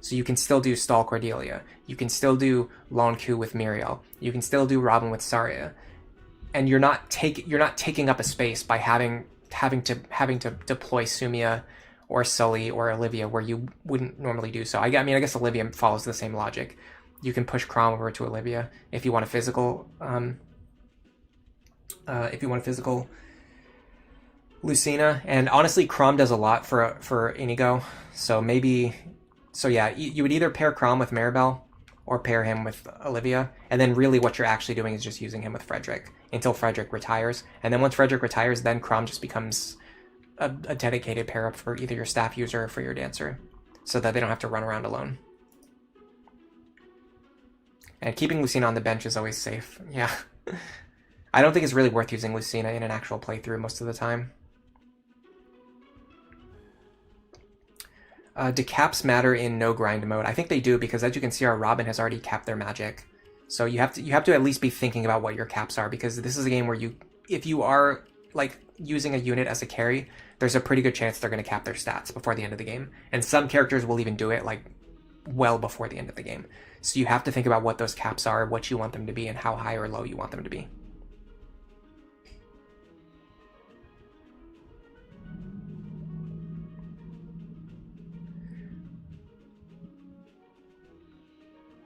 What Robin mods do I recommend for the easiest Chapter 5 on Lunatic? Absolutely, I always run Plus Magic Robin at this point. If you watch my Chapter 5 guide video, I go into detail, but Plus Magic Robin can actually one-shot the Wyverns in that chapter, which makes a huge deal, because if they roll counter, you don't have to take any counter damage. And even if you're not playing on Lunatic Plus, if you're just playing on regular Lunatic, why would you not want to one-shot them? If you can one-shot them, you're going to want to one-shot them. You can technically get away with something like plus defense, minus luck, or, what else would you really run? It's either plus magic, minus strength, or plus defense, minus strength, or plus defense, minus luck. Those are really the three options. You don't even, if you get your magic high enough, you don't even need to forge the Wind Tome. It's absolutely crazy how strong plus magic Robin is. Hello, Hans. Welcome to the stream. All right, let's focus on what I'm actually supposed to be doing today, which is playing the game. I'm really weird. Like I can't really stream. I can't play the game and read chat at the same time. If you guys have ever noticed that, like I'll play the game and I'm only focusing on the game. I don't look at chat, and then I stop playing the game and then I look at chat. In Lunatic, you can get away if you can just double them. Yeah, that's true. So plus magic is less necessary, but it's still good to have. Still nice to be able to one-shot them. Especially, like, say you're not fast enough to double them. Although, I mean, by the time you're strong enough to one-shot them, you're probably fast enough to double them. But it would let you get away with not using the Chrom pair-up. So you could just one-shot them without doubling them. Then you could start building your support with either... If you're doing, like, Maribel, you can start building your support with Maribel. If you're doing Lisa, you can start building your support with Lisa. And so on and so forth. You don't like plus defense, Robin? I used to like it a lot, but I still like it, but I just like plus magic Robin so much more. It's so powerful. And like I said, like if you play the way that I do and you're already hitting your magic cap this early, you want that cap to be as high as possible, because that helps you get those one shots that you're going to have a hard time reaching otherwise. Like for example, to one shot this enemy, we need 59 attack. We have 55 right now. With the Saria pair up, we're like, we're cutting close to that margin of error. If you did something like plus defense minus luck, your magic is going to be 4 points lower, I think. 3 or 4 points lower. So then you're talking about, 52, 51 attack. Then you might need to start forging a tome to get these one-shots. It saves, literally running plus magic Robin probably saves you more money than going out of your way to get Arms Thrift.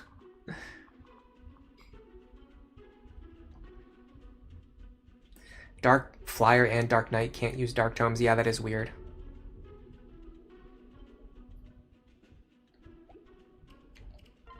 You think Skill Emblem is not streamer friendly? I can actually kind of see that, yeah. You have to really pay attention to the game and pay attention to what skills the enemies have. Alright, so what are we thinking about doing here? We need to grab this thief, hopefully as soon as possible. Can we do something like Olivia here? Cordelia here, Stahl behind her, Robin can run this way. That's fine. We want Saria with Robin. Where's Muriel? Muriel I want here. I want Lonk with you. The others, I don't really care. Just go wherever. This is just a test anyway. I just want to see. I don't think I even sorted my inventory, but I just want to see what this looks like. So we would do something like this. Go here. We want to one-shot this guy. We got it.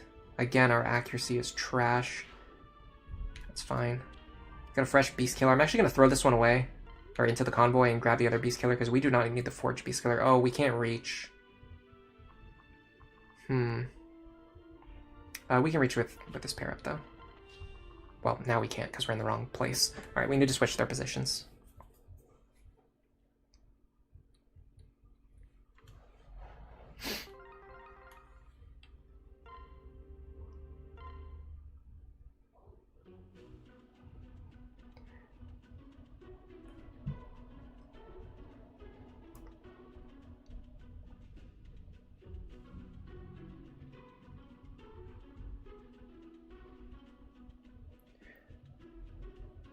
You can one-shot the Wyverns on Chapter 5 with a Frederick pair-up, a Strength boon.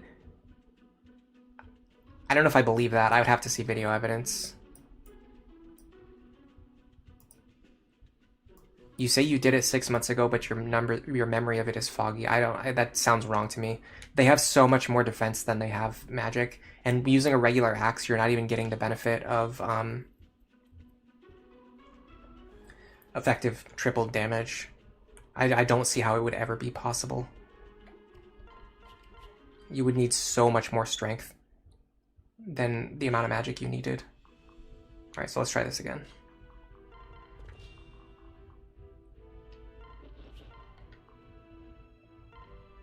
Take this guy out. Send this one back so we can save it for later. Pair up here. Go here. Dance for you. Then we're going to pull her back to safety, but before we do that, let's kind of figure out what we're actually doing here. Yeah. I'd like to one-shot him if I can. If I had a Silver Lance, I could do it, but I'm not holding one.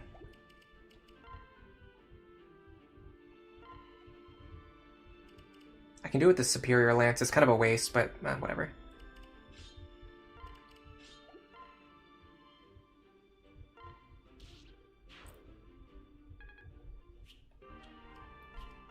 Extra Master Seal too.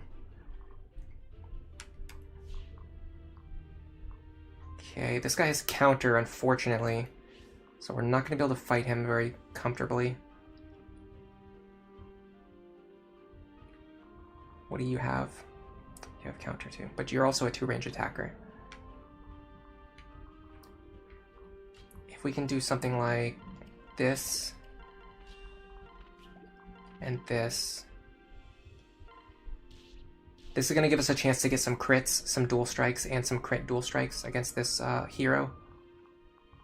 So the next thing I would do is rescue you.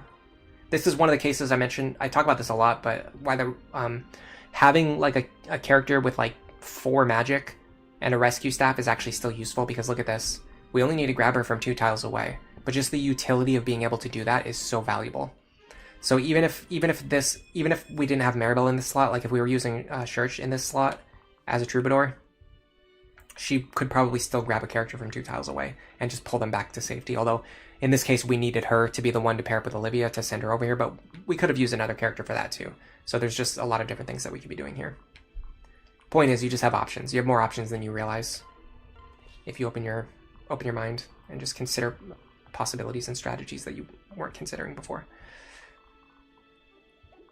How comfortably can Robin tank through this? This could be a problem. He has counter. He probably wants to attack me at 1 range. This guy has it too. I have to stay out of his range. Okay, what about him? 74. There's no way I'm one-shotting him.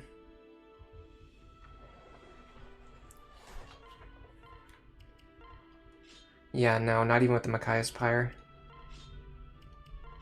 Could be a time for Nosferatu, but I don't love doing that either. Let's see what happens if we just do this. I want to see if he'll attack me with his bow. I think he's going to prefer using the axe, but I want to see if he'll attack me with his bow, it'll actually work to my advantage. Plus, I might be able to just take one hit. If I can pull this guy away from Robin.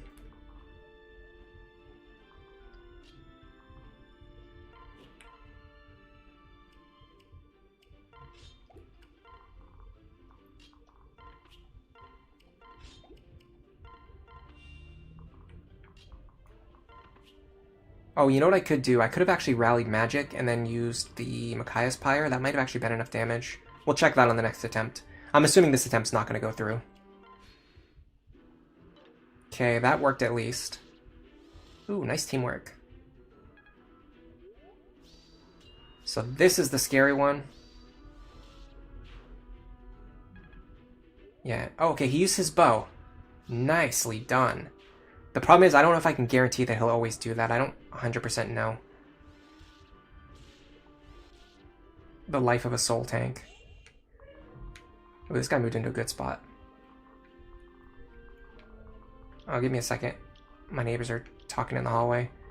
You know I like to mute my mic when they do that. In fact, you know what I'm going to do? I'm going to go grab a banana really quick. I'll be right back.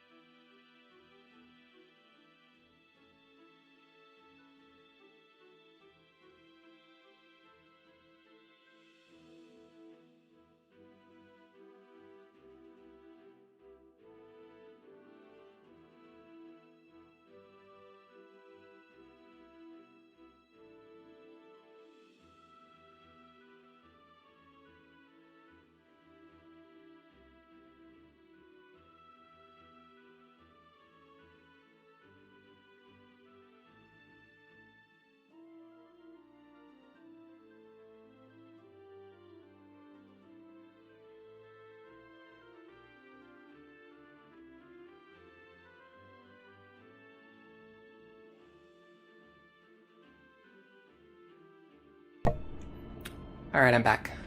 Yeah, the difference between one-shotting an enemy and one-rounding them is pretty huge on Lunatic Plus. Because that's the difference between being able to win with counter, being able to win if they roll a defensive skill, etc. Yeah, I got a banana. This is going to be so good. I got to figure out something to do with the peel, though. I don't usually eat bananas on stream, because what are you going to do with the peel? I guess I'll just put it on this napkin. Alright, I got my napkin. You did, Valkyrie... Church, and at 15 Valk, she had 27 defense. That's awesome. Yeah, her magic will be lower, but it's good enough. As always, just let me know if you guys can hear this gross sound of me eating, and I will stop, or I'll mute my mic for a little bit.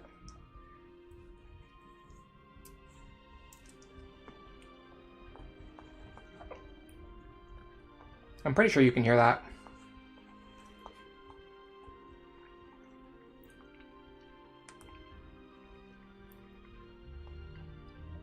You love Warmug Search. Everybody loves Search. Yeah, I think Warmug is really good for her. It allows her to make better use of her strength stat and use her axes, but you get to keep staff access too, which is nice. Gaius, you could hear me peeling it.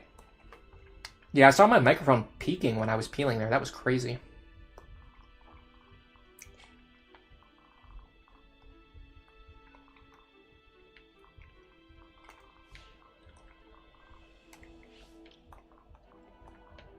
Alright, give me a second. Let me highlight some enemies because I gotta figure out where I'm going. I should probably should also remind myself when the reinforcements spawn. The tricky thing about getting her into War Monk is that I really want her to have dual support plus, and I'm greedy. I can definitely be greedy as a player. Like honestly, you could just go like through Wyvern Lord and then go over to War Monk, and it'd probably be fine. But there's just that part of me that wants to go like Troubadour, Valkyrie, get dual support plus, and then bring that over to War Monk. Because it would be so, it's like so good, but in no grind, it's just so hard to find that much experience. All right, so reinforcements are on turn 4. Those are the ones at the bottom of the map, though. If we get far enough up the tree, we don't need to worry about them. The big ones to worry about are the reinforcements on turn 5. Those are flyers. They come from like the edges of the map, so there's almost no safe places to stand.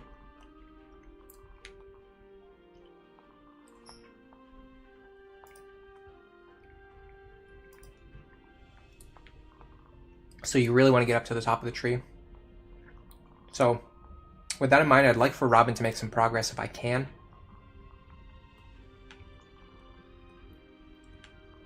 We just have to figure out the calculus of like how we're going to exactly break down these units.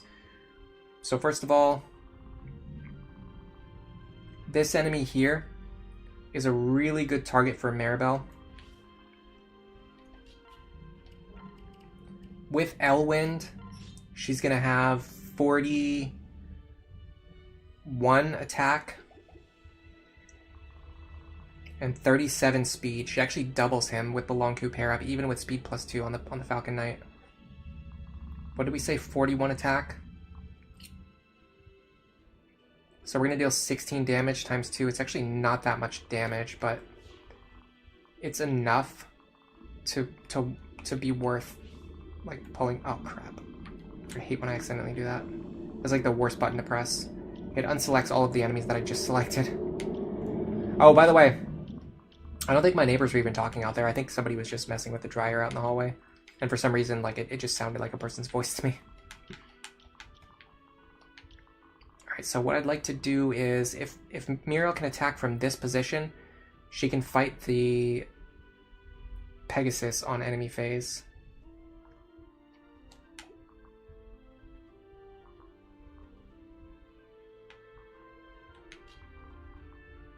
I think I want you. In fact, I can let Stahl get this one. In fact, not only can I let him, I should let him. He's actually the better target here.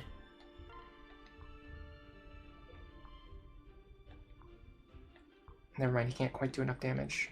That's surprising. But granted, we haven't been training him as a primary unit. He's mostly just been a supporter. In your first Lunatic Plus run, you had Vantage, Armstrift, Sorcerer, Owain. He soloed all the reinforcements.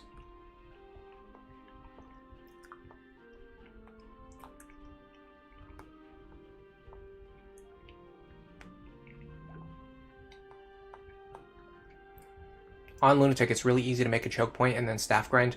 That's actually true.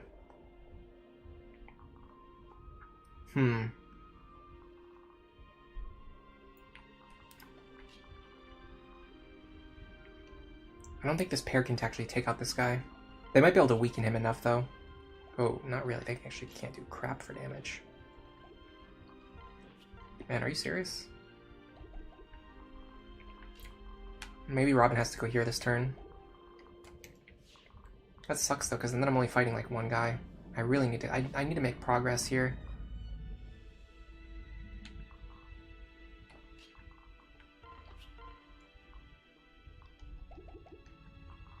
What's the speed look like? The speed is... he's way too fast.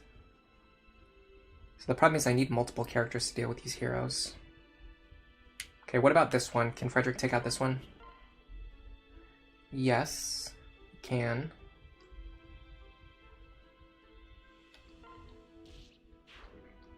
So Frederick here. I actually think Robin... So let's start by putting Robin here. And what we can do is we can rescue Olivia over here and then dance for Robin if we feel like we need to, or if we feel like we have the actions available. So worst case scenario, Robin takes out this guy. Best case scenario, we get Robin some forward momentum. I'd like to heal you more if I can. I think Libra can do it. Yes. Can we kill this guy? If we get lucky. We got lucky. Now what I wanted was for Cordelia to make some moves, but I don't think that's going to be the case. We could instead have her take out this thief and then rescue her to safety. I think I see that working.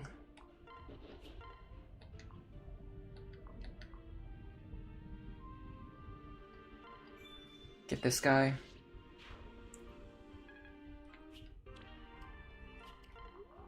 Oh, I messed up. I messed up Muriel's position.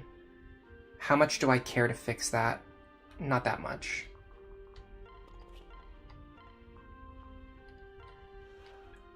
Pull you here, and then I'm going to take Olivia over to the right side.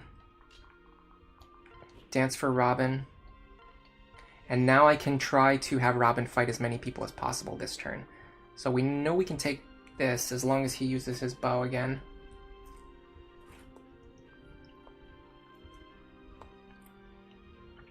I wonder why the bow is doing more than the axe. Let me check on that. I actually don't get that. Doesn't really make sense to me.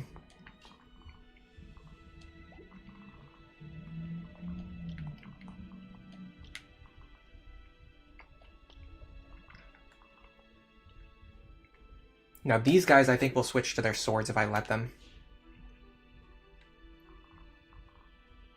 Because you get +3 damage from a sword.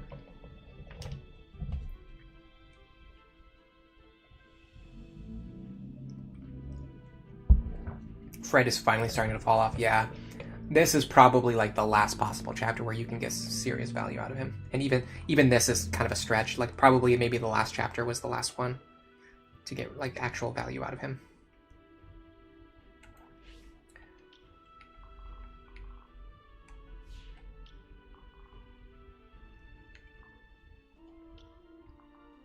Okay, what is threatening these tiles? Is it just you? It's just you. You're not that scary. This might be over-investing a little bit, but the only enemies here that have counter also have bows. I want to see if they'll attack me at 2 range. I don't understand why they would. Sometimes it's tough to know what the enemies are going to do, especially if they have a bow and a 1 range weapon. It just seems like you have to like guess what they would prefer to equip. It'd be really tricky.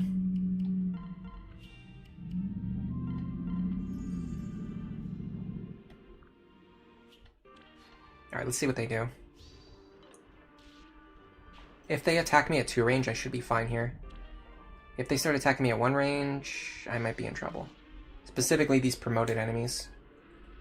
Yeah, see, he likes to attack at 1 range. Oh, never mind, that's not the right one. This is the one. Okay, so he is using his bow. What about the bow knights? The bow knights I'm scared of, because I think they switched to their swords. It's counterintuitive, but it's based on my experience, it seems like bow knights actually prefer to switch to their swords. Having said that, we might be able to take this hit with counter.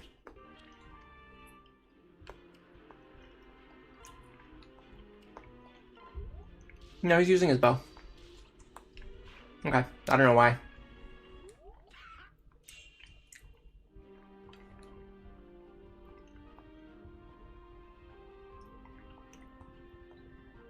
This is turn 3. We're not in too much danger this turn. We can kind of sandbag for 1 more turn, or like use this turn to help clear out a few more enemies. Help clear out the path. But yeah, Frederick is starting to struggle to like even kill like basic enemies. Now unfortunately, if this Buffoon didn't have exactly Aegis Plus. At least I could take him out. Can I get 5 extra magic? That's a hard maybe. I get 4 from you. You can't reach. You have rally magic, but you can't reach either.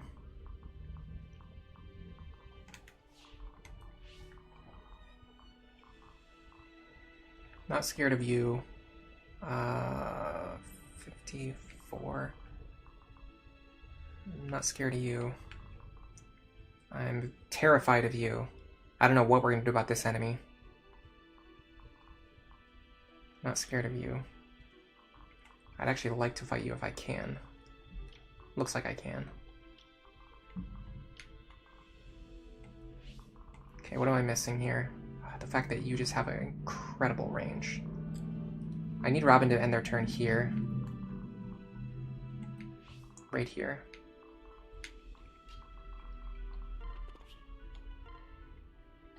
Can I get some healing?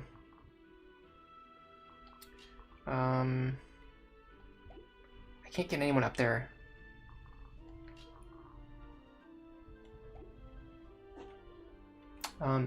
Guys, let me know if the stream is behaving or if something's going wrong. It's lagging on my end, but I feel like that might just be YouTube. I'm gonna reload the chat window anyway. When I get back, when I finish refreshing the chat window, I'll see what you guys are saying. Looks like my connection's still working, so it's not that. No internet problems.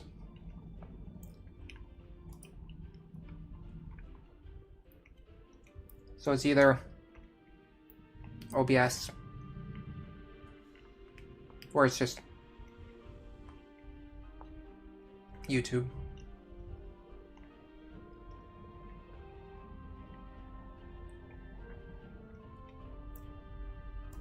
Alright, how do I get all the characters into the positions where I want them?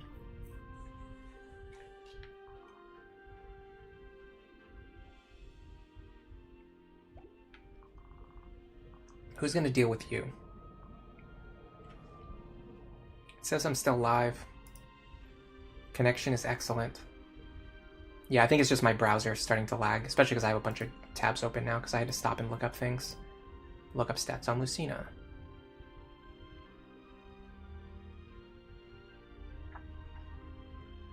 The chat is delayed? Yeah, that's just normal. Hello, all in her movements. Welcome to the stream. You just started this chapter. On normal, it's really easy. You wish you could change to hard. That'd be interesting if you could change difficulty throughout the game. Some newer games do allow that, but a lot of the times when the game's... Well, like if a game lets you change difficulty modes while you're playing through, usually you don't get credit for beating like the hardest mode unless you play it, you know, from the beginning. And once you change it, you can't change back to it or something like that.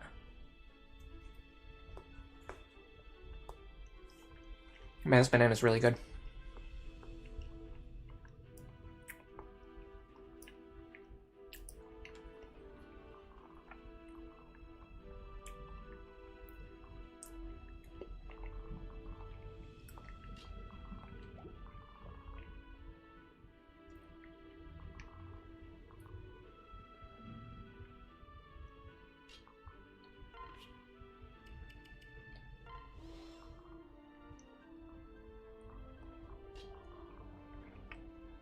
We're gonna do something like this.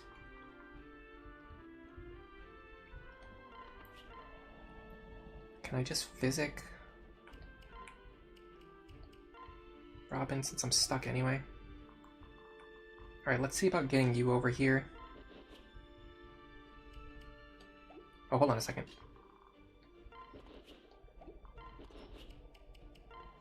Now she should be able to reach Robin. No, she still can't. That was a waste. I mean, it wasn't a waste because I was going to do this anyway, but...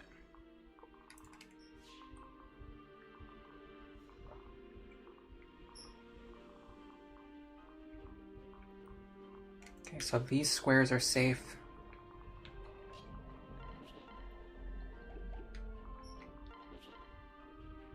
God, this guy's tanky. I should really have a silver lance in her inventory. That's one thing I just somehow completely overlooked. Alright, I'm just gonna have to physic here anyway. But I can start consolidating my units towards the center. So physic here, and then this was the square I wanted to take this turn. I only have concoction. I guess I'll use that. Still no Nosferatu. I still haven't used a single Nosferatu charge. I still haven't used a single charge of my Forge Flux Tome.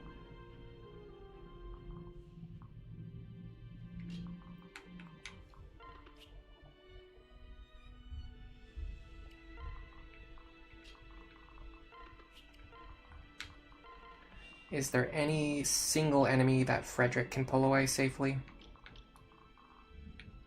It would be you, and yes, but no, because he has counter. In fact, does he have Aegis counter? Ooh, he has Aegis counter. He can't reach Robin, though, so it's fine. Doesn't matter.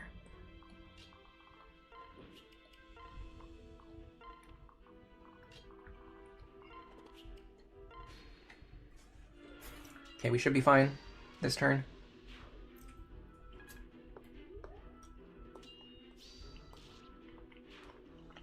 I said this during the last stream, but I love how often Saria dual guards.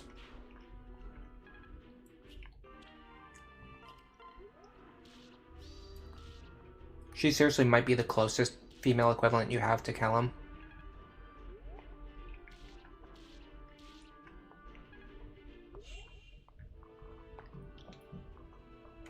I really needed Long to hit that dual strike.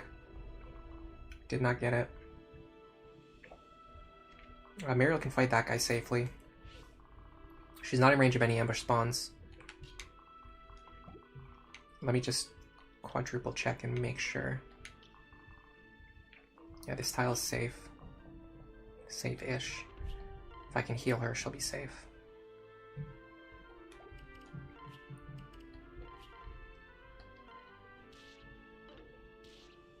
Got one dual strike and we missed it. Alright, can we kill this guy? Sort of. Man, this would be a great time to have pass.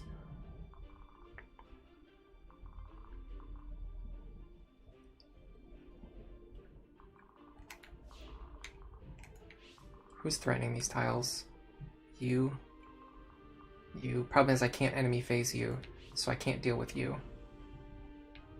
Man, this guy's blocking the tile that I need to get through. How do I deal with that? I think the actual solution is something like this. Yeah, hold on.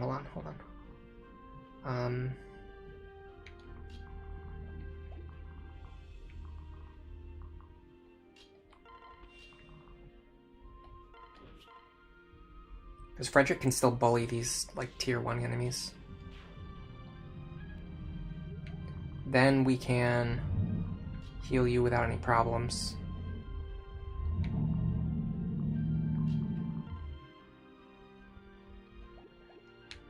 I'd like to heal for more if I can.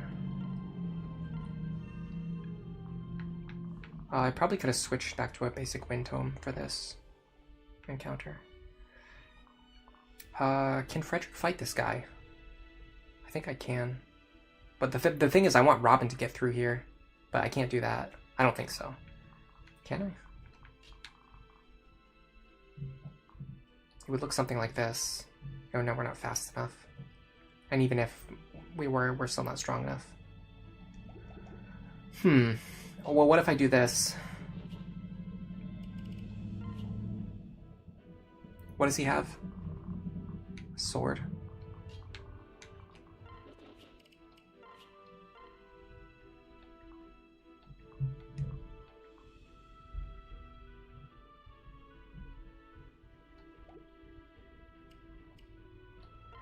I mean, there's no real downside to attempting this maneuver. I don't think it's likely to work, but there's genuinely no reason not to at least try. Okay, didn't get it.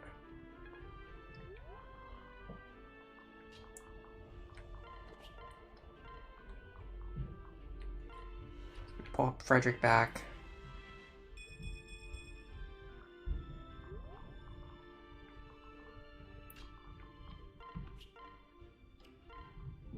Pull Cordy back.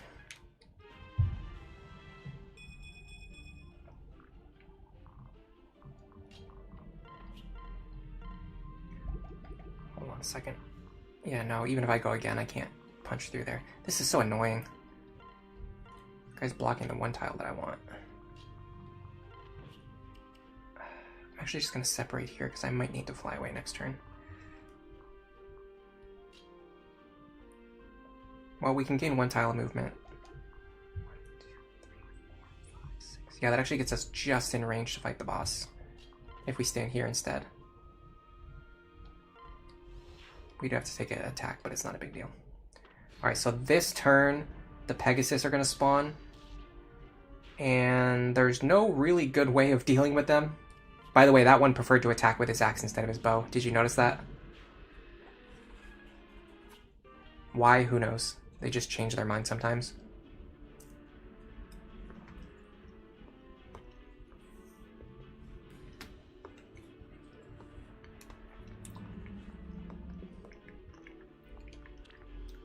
Counter is actually pretty good.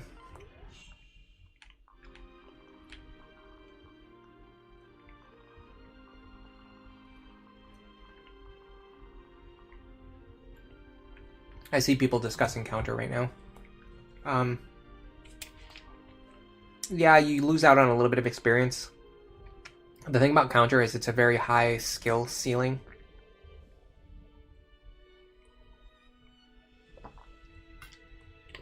The more you understand the game, the better you can use it to your advantage.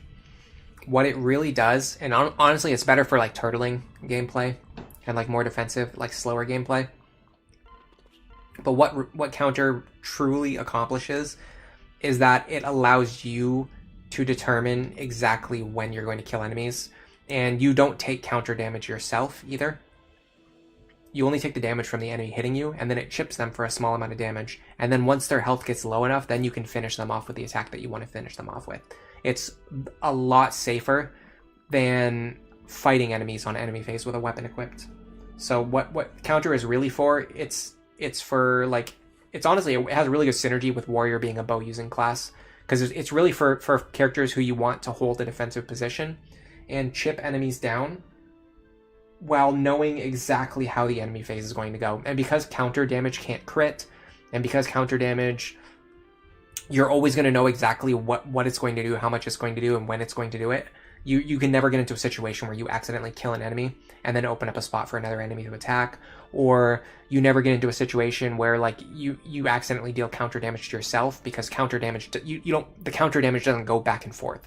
So the enemy hits you, and then you hit, and then they take counter damage, but then you don't take counter damage from their counter. So it's a really safe way to chip in defensive formations. I don't use it that much anymore, because I don't really play that way anymore. I like to play proactively. But I think the defensive style is totally valid for people who want to play that way.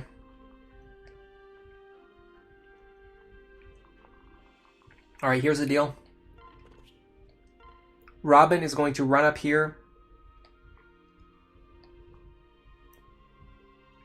and kill Cervantes. I am not going to deal with these Pegasus reinforcements. I just don't want to do it. So before that happens, let's see how much experience or loot we can get from this map. I don't think there's any loot left.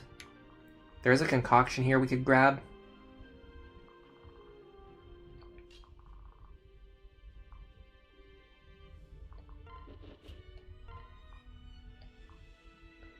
Fortunately, we can't actually kill the guy who has it. Maybe Frederick can do it. He can't get close enough. These warriors aren't particularly fast.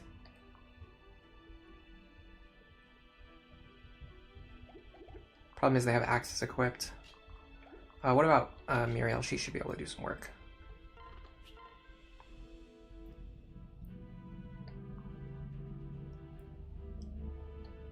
Again, we're just snagging free experience here before we leave the map. Oh, that's beautiful. That actually sets up Cordy for a kill. Love to see it.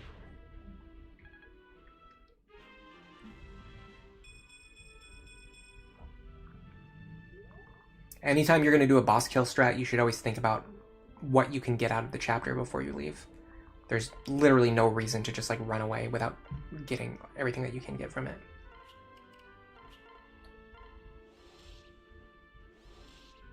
Nicely done, Crom. Okay, what's our best chance of getting this concoction? I'm pretty sure it's Muriel. So if we go like this.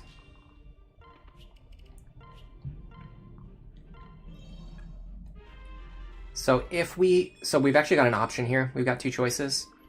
If we hit this guy, we're gonna get more experience. If we hit this guy, we're gonna get a concoction, a free concoction.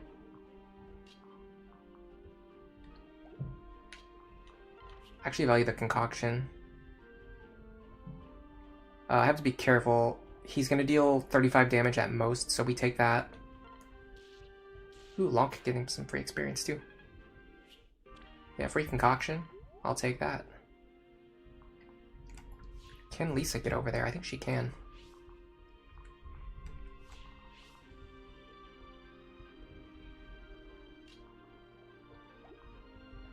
Can she heal anyone? Some free staff experience.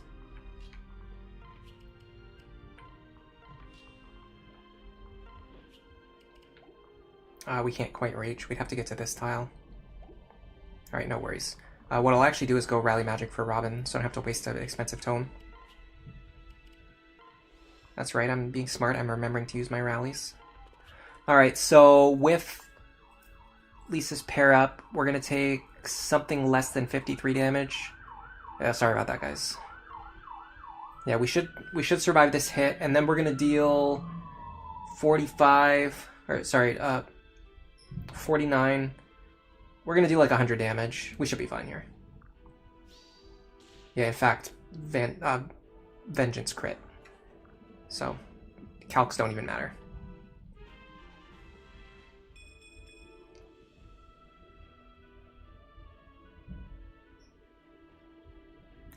I don't really like using Soul that much anymore. I like, honestly, when I made my team building video, I was already pretty like down on Soul, and you can tell when you watch that video because I had like a lot of negative things to say about Soul.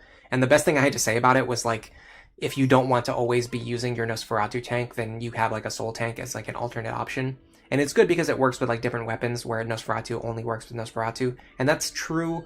But the negative points that I brought up in that video, like the fact that it's very unreliable, I think really stand out over time, and the more time has passed, the more I've kind of like, not really a build that I typically try to make work anymore.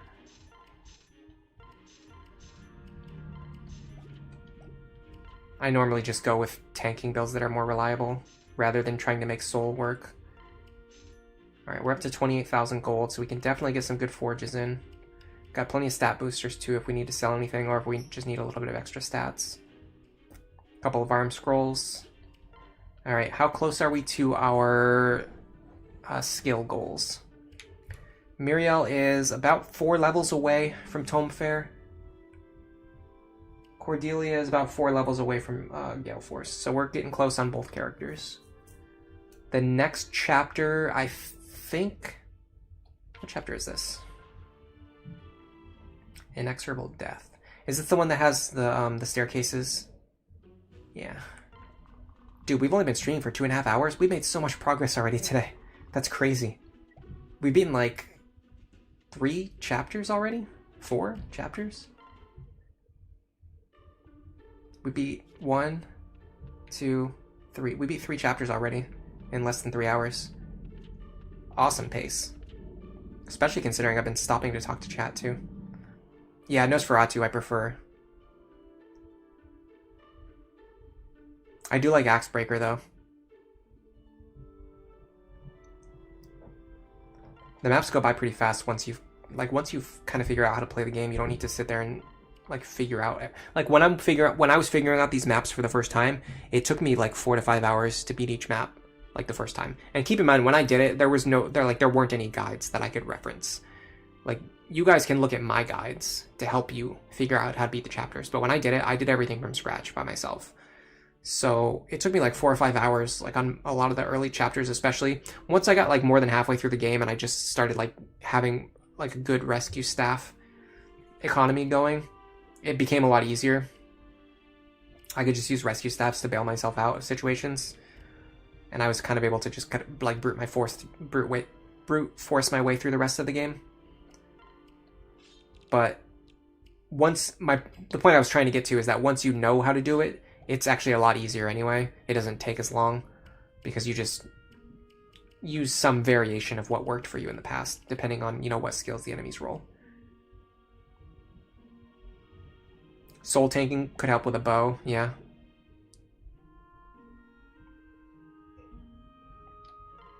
I'm not saying it's bad. I just don't like it as much as I used to, and even I used to not really rate it that highly.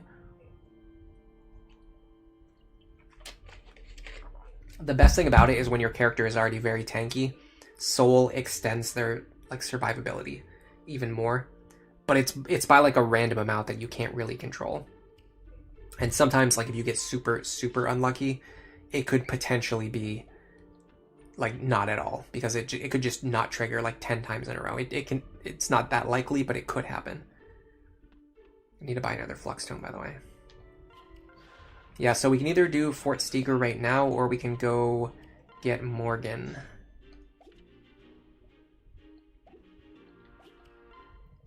Dude, it's crazy that I have not used this Forged Flux Tome at all. I'm just smashing my way through the game with a basic Flux Tome.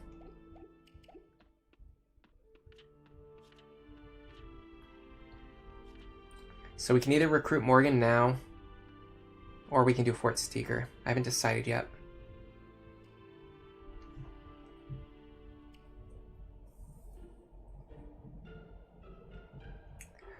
For Laurent, we're doing Vantage, Crit, Vengeance. You don't want to Nosferatu. You want to keep your health low so that Vantage always triggers.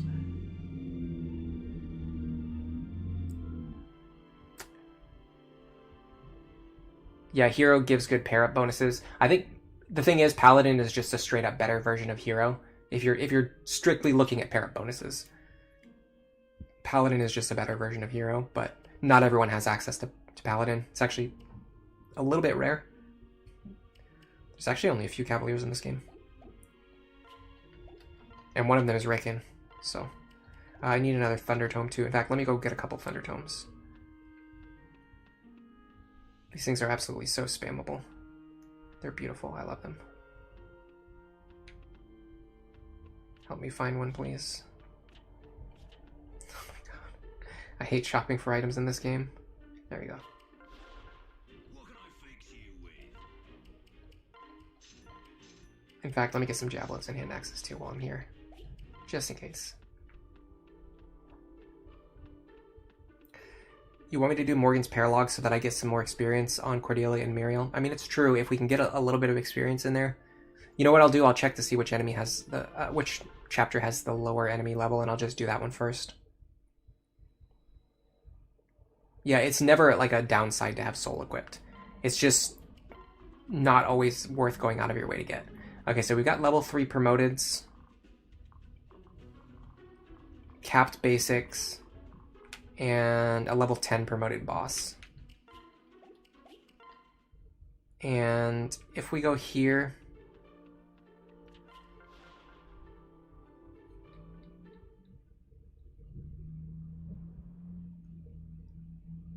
we have level 3 promoteds.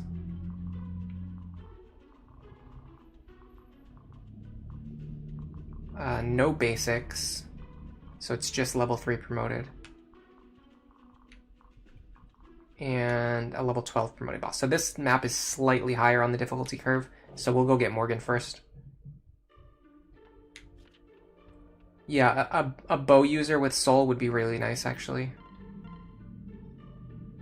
Alright, so we're going to be passing down Solidarity. And unfortunately she can't pass down anything because her daughter's just going to be in Dark Mage anyway. But that's fine. We want both. Well, we kind of want Anathema. We don't really need Hex in the long term, but we do want Anathema, so it's fine. Solidarity is the really clutch one because it's a unique skill that really only Robin and Morgan can have. Potentially one other character. in the entire game, like in a single playthrough. So it's pretty nice. Oh yeah, I want her to have a silver lance. And I want to give her a C rank tome. The whole point of training her tome rank was so that we could do this. We could have her use a C rank tome. So let's go silver lance. And there should be an Elf Thunder tome somewhere in here. Oh, we could actually use the Arc Thunder tome on her. I'm actually fine with that, because if she has to hit something with magic damage, we want her to do like a lot of damage. And that's like probably the most we can get. Were there mounted enemies in this chapter? I think there are. I think there's Dark Knights here. No, I was wrong. There are Griffins. Technically. Is it worth carrying around a Beast Killer just for some Griffins?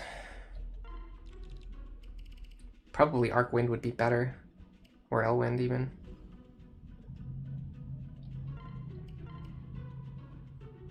$12 versus 10. It's actually not that much different.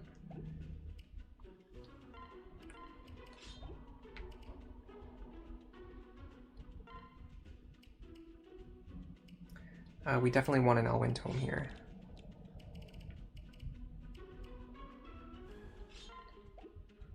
We might just be able to get away with Flux, but you never know. We need to restock this. She's got Elwind. She's got the Arc Thunder tome. We need to replace Frederick's Silver Lance. We took it away. We don't need the hammer anymore.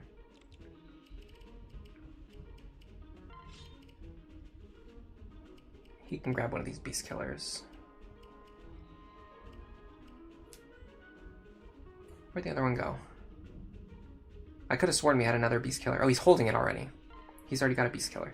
Okay, so Hand Axe, Silver Axe, Steel Axe. I guess, I mean, Javelin, maybe? I don't... It doesn't really matter.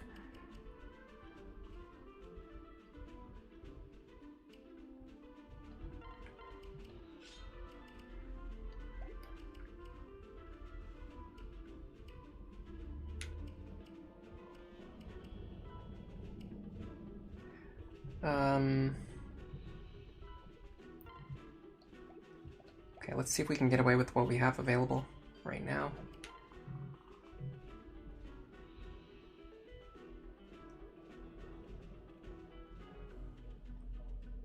Do Griffins have Lancebreaker? I don't think they would on this chapter, but actually this one has it. Looks like the boss can have it, but the randoms don't have it. Okay, here we go. Yeah, Solidarity, Hex, and Anathema. It's basically like a plus 25 crit to her partner. It's crazy.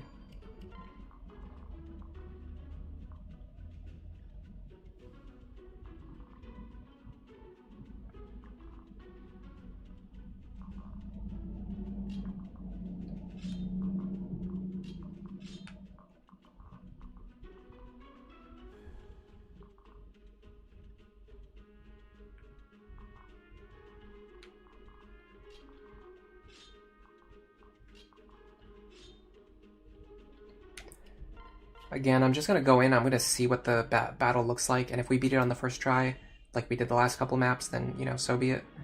If we don't, then we'll just use what we learned to make a better strategy for the next attempt. The big problem is going to be these guys with 32 speed. Tomahawk's a little scary. Silver Axe can't reach, though.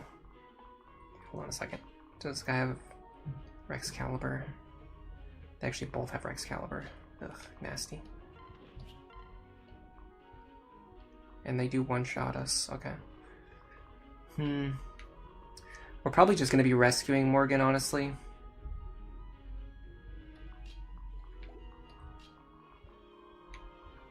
Interesting. You actually have to recruit with Crom. I know some of them you can recruit with the Mother. Oh, maybe the talk option only shows up if you're within range. I'm actually not sure. Let me check on that.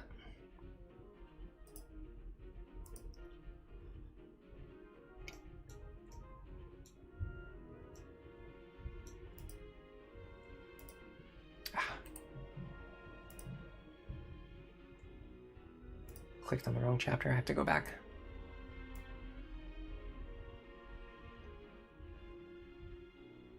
You could talk with Crom or Robin. Okay. Interesting.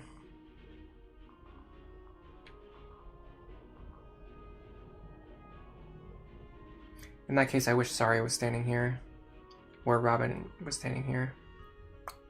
Oh well.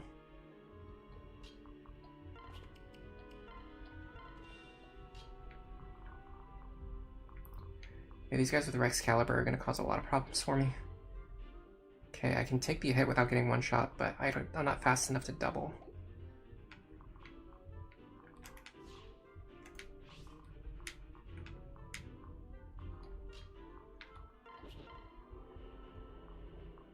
I could take this if they didn't both have Luna. But hold on though. This map is like not that difficult, but it's like just difficult enough that you have to kind of spend extra time figuring out how to not get run over by the reinforcement waves. Or not even the reinforcements, but just like the regular enemies. Which, by the way, there are reinforcements here too, so I should also pull that up. The reinforcements are turn, actually 2, 4, 5, 6. Turn 2 is pretty early.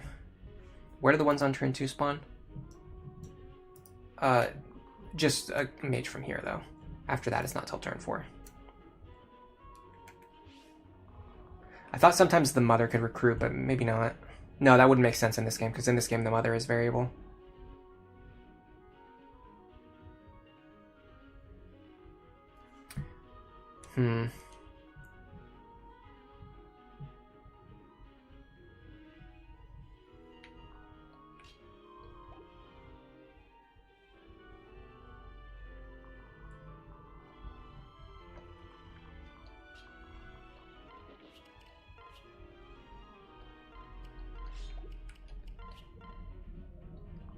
Man, she is slow. Okay, that helps. How much are they going to deal? 62?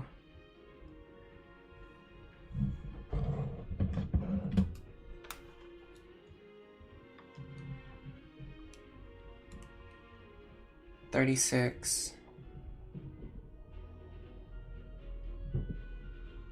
Oh, she already survives.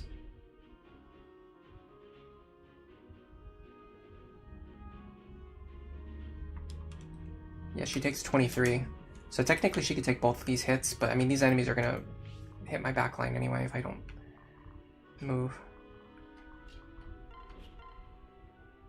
This kind of works. We're gonna take some damage, but we can heal through it.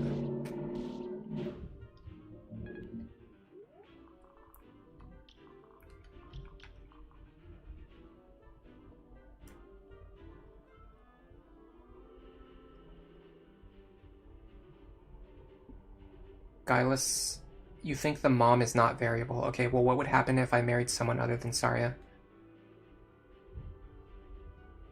Who would the mom be in that case? It would be the person I married.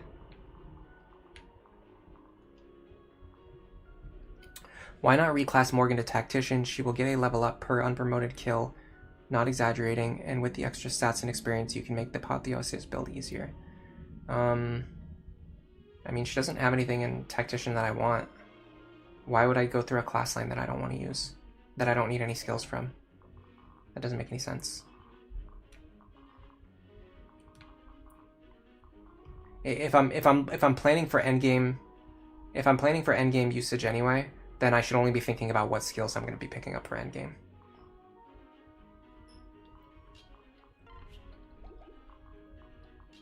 Okay, here's my idea. Oh, hold on. If I do this right... Yes, I think this works. Pull Morgan here. Robin stands here. Talk to Morgan. Pair up. Boom. Now we can run forward. Okay. How much of this heat can Robin take? Probably all of it, honestly. I would not be surprised if Robin can just take every single attack here. Yeah, this guy's probably a little scary. Not really, though. He doesn't even have counter. Honestly, if something doesn't have counter, it probably doesn't threaten Robin.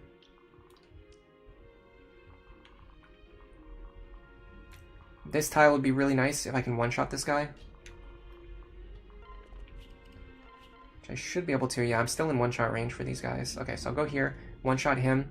Robin can sweep 4 enemies this turn. Now, I would like to go into, I believe, Mage right... Why did I close my spreadsheet? Why did I do that? Why did I do that?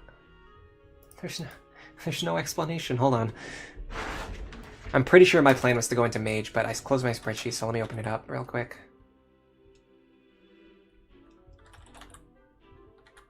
Just to be 100% sure.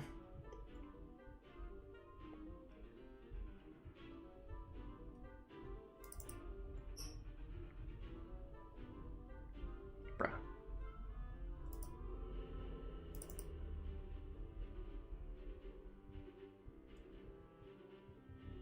By the way, how's the audio balance between my voice and the game today? I didn't ask. Remember we had like 5 weeks in a row where the stream was just like ultra scuffed?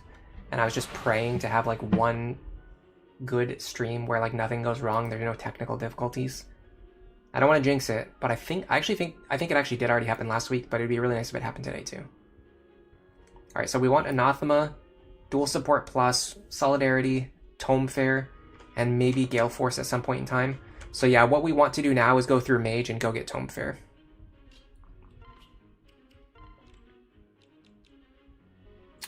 Got a bunch of extra Thunder Tomes. We can grab one. We've got Elfire and Elthunder. Honestly, we'll grab an Elwind Tome.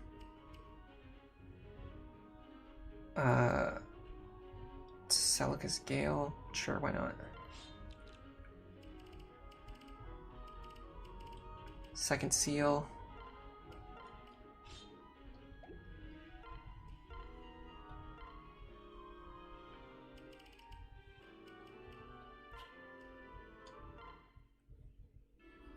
So our plan is to lean heavily into the plus magic Robin identity and do with Morgan what Robin couldn't really do. Because we needed Robin to go through a specific class line to beat the first 12 chapters, but Morgan isn't really like that. She has the freedom to just kind of level up however we want her to. So we're going to send her through Mage. We're going to get +2 magic. We're going to go through Sage. We're going to get Tome Fair. And then we're going to be looking at basically like this character with their 48 magic cap.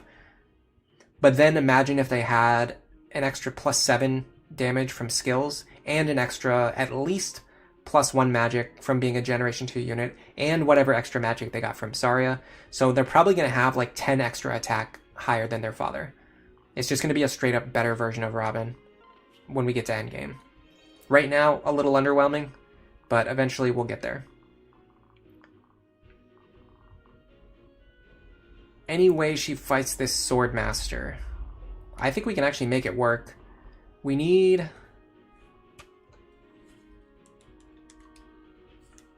27. We need like 28 speed. We're on 20. We only get +7 from Locke. We can't quite make it work. It's fine. We'll grab this while we're here. We'll do some chip damage on enemy on player phase, next player phase.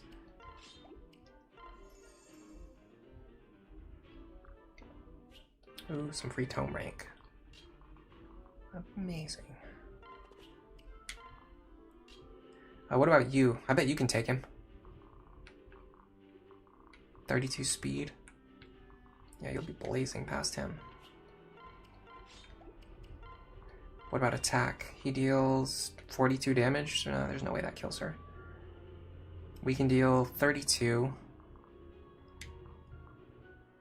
I mean, we can't kill him, but we can chip him down, and then Morgan can chip him next turn. So yeah, I'm comfortable with this.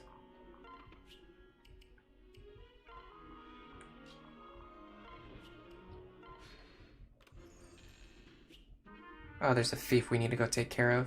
I forget where he goes, though. I'll look that up in a second. Oh, never mind. Muriel just out here stealing kills. Can't complain, we're trying to get her level 15 anyway.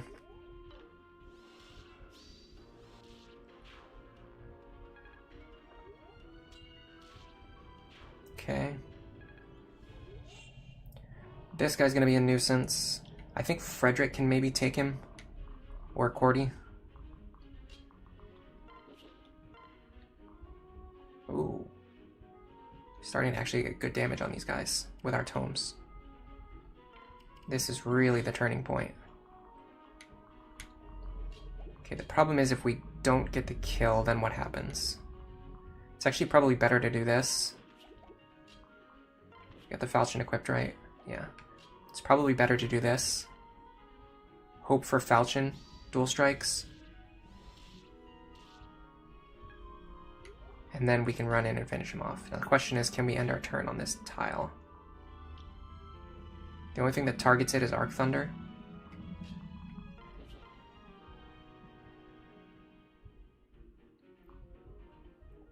We use our own Arc Thunder here. We're getting so close to Gale Force, we're getting so close to Tome Fair. Okay, Morgan. If I take the Lonku pair up, I can double this guy. Nope, for some reason I can't.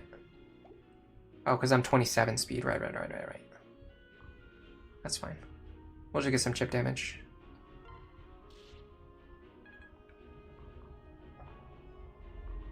Him having Vantage is a little bit annoying.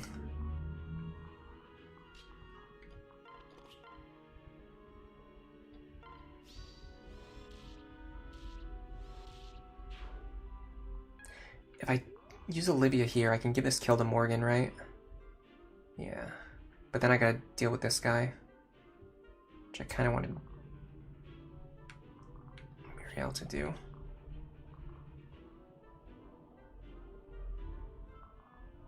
Okay, hold on. Not quite.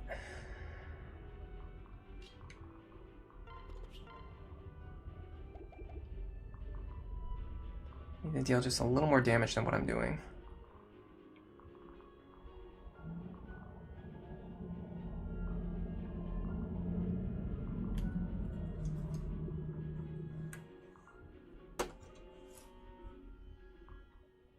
I don't really need Lonk anymore.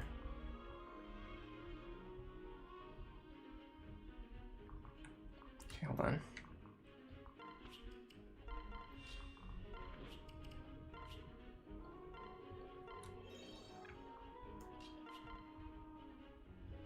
Yeah, so what if I pass you back over? Pick up this kill. She doesn't get the veteran bonus. Oh, she doesn't get veteran anyway because she's not in. She just didn't inherit. She did not inherit it. Okay, then you can grab this kill. I ended up not even needing the Lonku pair up anyway. All right, Robin will kill this guy. There's gonna be a mage who's gonna spawn here. He doesn't really concern me.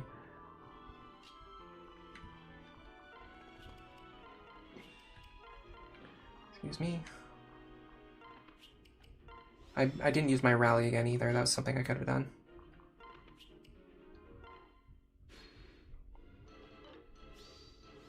Okay. This turn, I'm not 100% sure what's going to happen. I think some of these flyers start moving.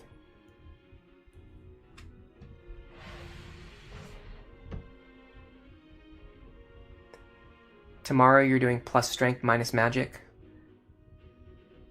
Is there any bulky mage in the game apart from Robin? I really don't think so. Not for early game anyway. You get Saria eventually, but for the early game, there's really no substitute for Robin. That's part of the reason why I think Robin is... Like, some people say Robin is overrated. I don't know. Maybe Robin's, like, a little bit overrated, but they're still extremely good. Like, so the thing about Robin is, like, for a long time, people were acting like Robin was one of the most broken units ever. And yes, if you're saying Robin is one of the most broken units ever, then you are definitely overrating them. They're not that good. But they're still, like, within the top 3 in their own game, might even be the best unit in their own game. And the utility of having like a bulky early game mage is something that no other character does. Like you just can't add any character to your team that copies Robin's role on the team. There's just nobody else who does it.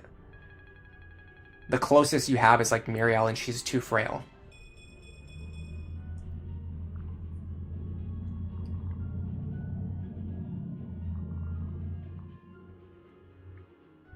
Is this the guy?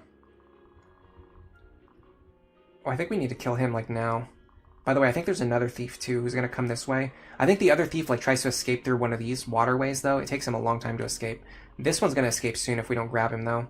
Let's go grab him right now. How do I do that?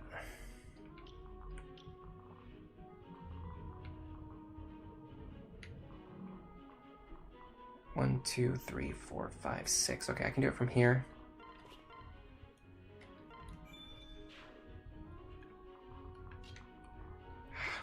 Olivia's making me so angry. I need to get boots on her, like, immediately. She just cannot reach enemies. If I'm gonna be here anyway,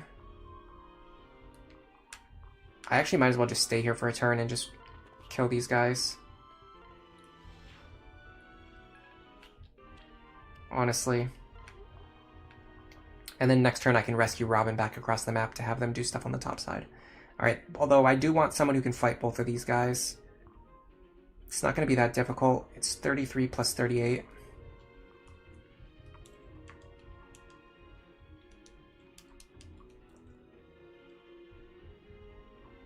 Minus 19, minus 7, minus 17. Cordy takes 28. She doesn't get doubled by anything.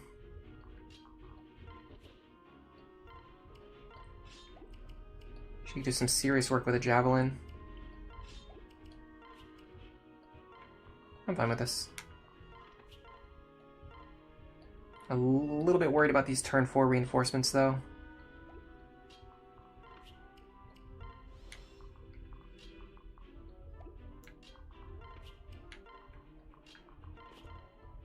And in general, I'm a little bit worried about what's going to happen with the other flyers once they start moving. Because they are going to start moving very soon. Okay, so there should be no reinforcements this turn.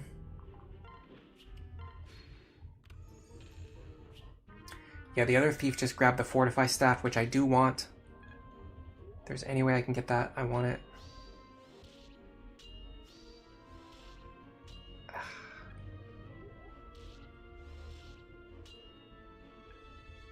Man, both of those guys rolling Aegis Plus really screwed me over. Yeah, so now all the flyers start moving. And then we've got basically reinforcements coming this turn as well. Let me take a look at what the reinforcement order looks like. So this turn, it's going to be a Swordmaster from here, a Myrmidon from here, and a Mage from here.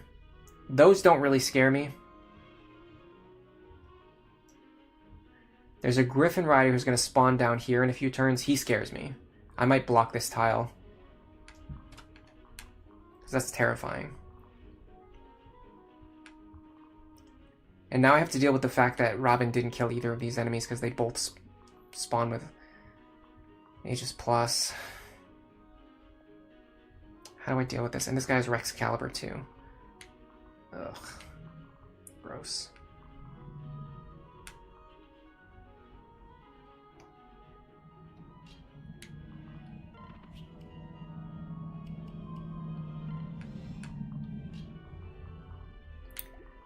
Do you have pass? No.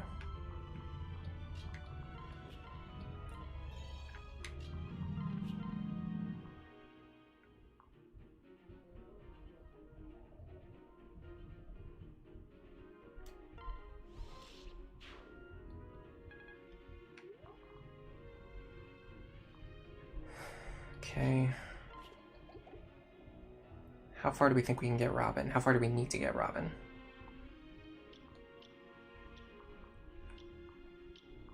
The thing is, Robin can just like sweep everything over here.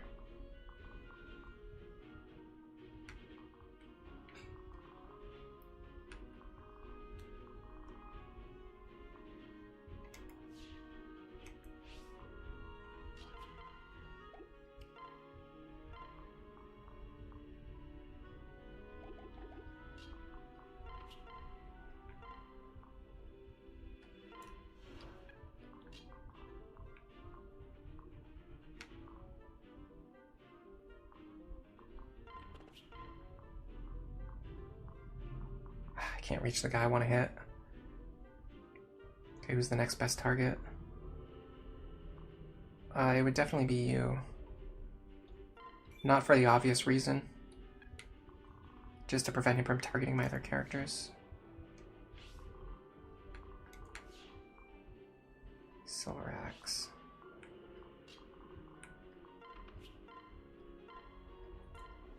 Pull Lisa back to safety.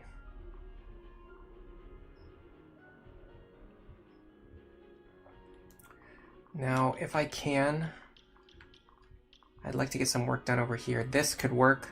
Tomahawk. What does he deal? 15 speed, 34 attack. We survive it. We double him. We can equip Elwind. What about you? 39 attack. Okay, hold on. 34 plus 39. If you take both, it would be fantastic. 73 minus 14 minus 14. No, we don't take both. We take one though. So let's take it.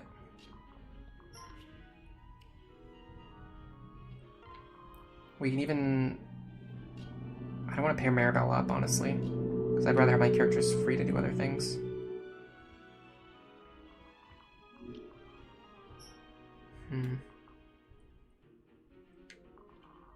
I have to be careful because there will be a mage spawning here. So I can't leave my character here. Because that will be in range of the mage. So don't be foolish.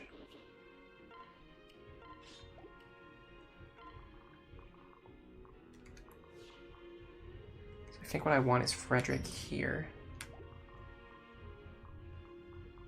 Yeah, Frederick here. Hand axe. It has to be the hand axe because there is a 2-range attacker. He, for some bizarre reason, might choose to go after Frederick. You never know. Okay, I think everyone's safe right now. It looks dicey, but it's not as bad as it looks.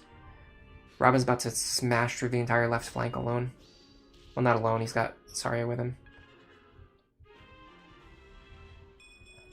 We should be able to funnel some experience over to Morgan here. And then once we're done with the reinforcements, we can take our time feeding other kills to other characters. Depending on, like, if we're close to getting Tome Fair, if we're close to getting Gale Force, we can do that. If not, maybe we just funnel the experience onto Morgan. Oh, that was disgusting. We did almost no damage to him. Did not expect that, but he does have Aegis. Yeah, the good thing is Robin can handle this. Again, I'm doing this with a Flux Tome. Oh, this is scary. This other guy might go after Fred now. No, he didn't. Okay. I was a little worried he might go after Fred. Okay, so we're already up to level 3 mage. We really want speed gains here, to be honest. Okay, this turn there are Wyvern Riders spawning from the stairs up top. If there was any way for me to grab this thief, I would love to do it right now. I don't see how to do it. I need to block this tile.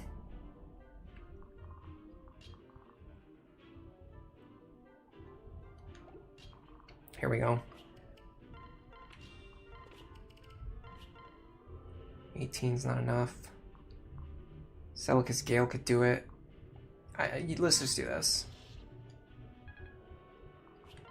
Whoa, don't do that. Yeah, dance for you. No vantage on him.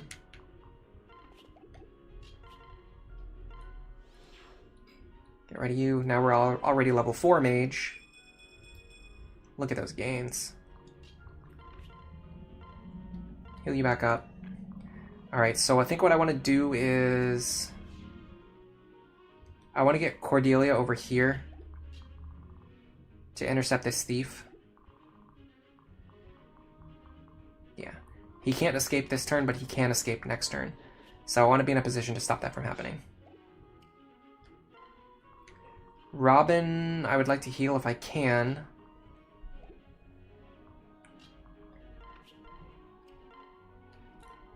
And then send forward to do a little more sweeping, especially with the reinforcements that are about to spawn. This guy has Aegis counter, so I'm not going to be able to fight him. So I'm going to have to settle with just standing here. Now there are going to be wyverns spawning from here, so I got to be very careful with what I do with Frederick. In fact, hold on a second. We might actually be threatened. Let's go here. This hopefully protects my other characters if I have to.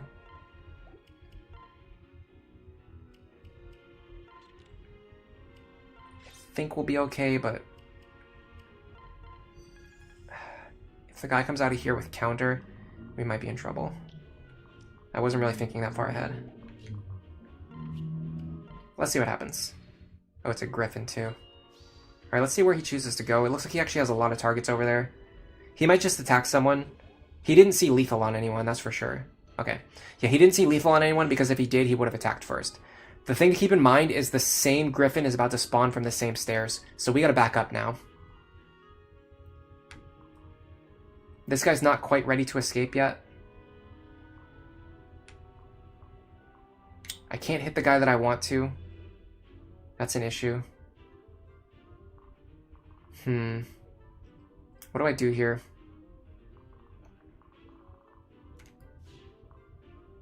Is he the only guy who threatens this tile? Yes, he is. Okay. What I can do is... Problem is I have to kill this guy. Can you do it? Not strong enough. Okay. What I need to do is this.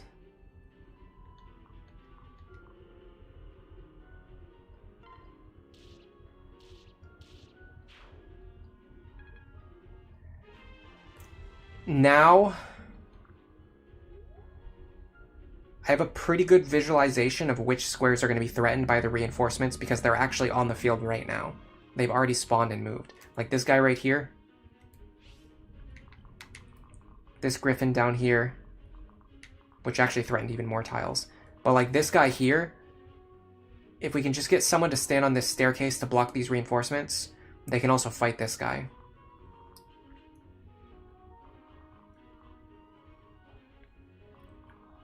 .43 attack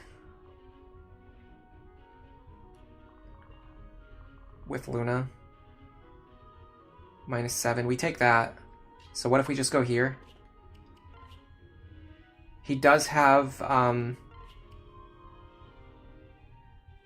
counter, but he has a 2-range weapon, so he should attack at 2-range.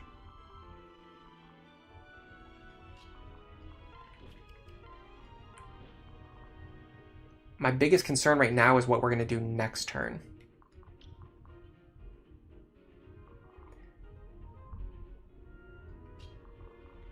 I actually feel pretty good about just backing this team up. I need to rescue Muriel back out of there.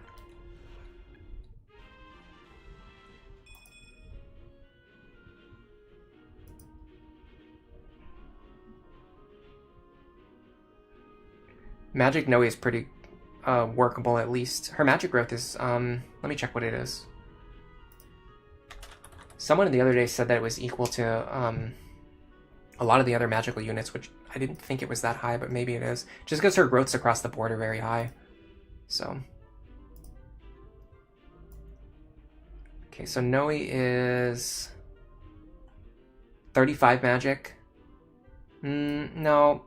Whoever said that was wrong. They might have been looking at the mana key rather than her base growths. Maribel is 40.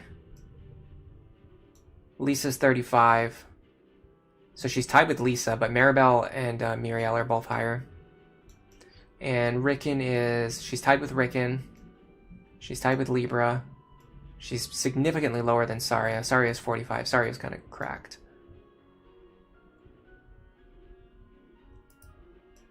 She's definitely not as good as Magic Robin, because Magic Robin, I believe, is higher than Muriel. So Magic Robin should be the same as Saria. It should be 45. I don't know that off the top of my head 100% for sure, but I think that's what it is.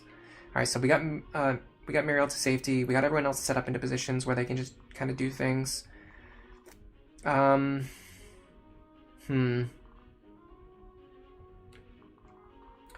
Do we grab the thief this turn while we can?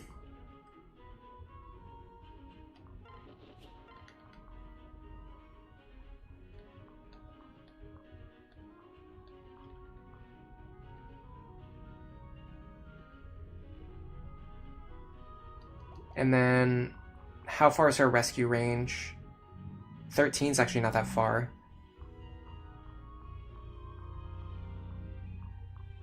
I think it's actually far enough, though. Let me check. I think there's a way to do it. Way to check. Yeah, but you can't really see. Okay, yeah, we can reach. Well, now I gotta switch it back over. This is a lot harder when you're not playing on an actual DS.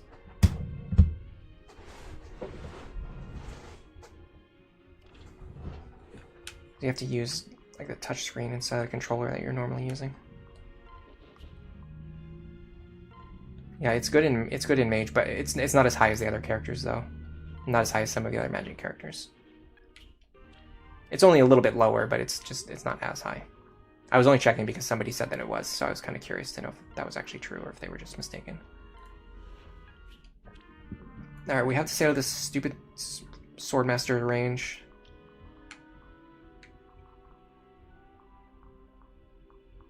So we gotta stand here. So I feel okay about how that turn went, but I'm very worried about how this turn is going to go.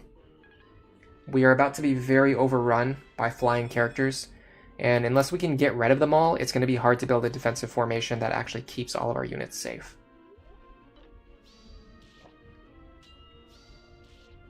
So if we have to do this again, we might have to be a little bit more proactive. Yeah, Libra, sending Libra over to Sage is actually a great way to make very good use of him.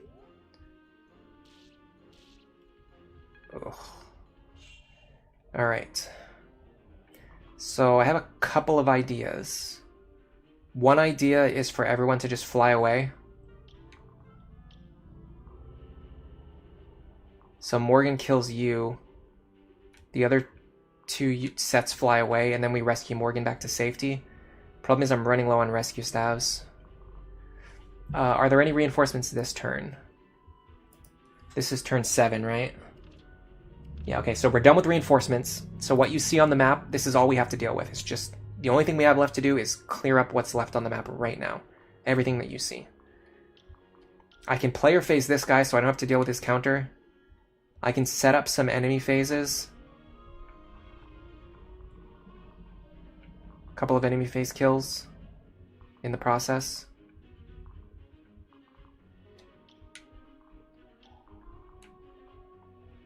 Something like this. And we don't even one round him, much less one shot him.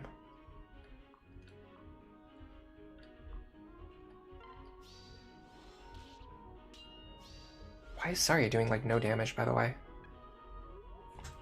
Well, I just have her like, oh, she just has a wind tome equipped, that's why. I should probably give her a better tome. Alright, so here's my idea. I don't know if it's a good one, but it's an idea.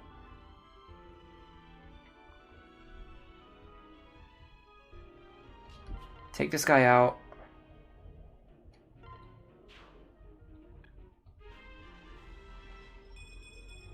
Speed, yes, please.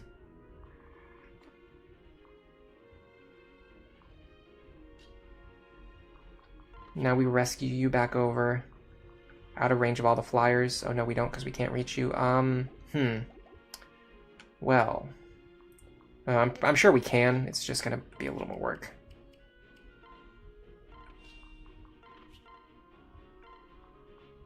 Again, let me know if the stream is dropping frames or if it's just my browser being laggy. I think it's just my browser being laggy. Okay.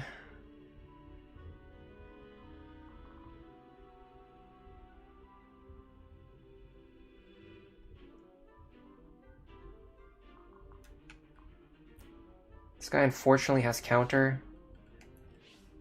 We're gonna have to... Andy has the highest movement range, so we're just gonna have to get out of their range this turn. I don't think there's any real effective way to enemy phase these guys.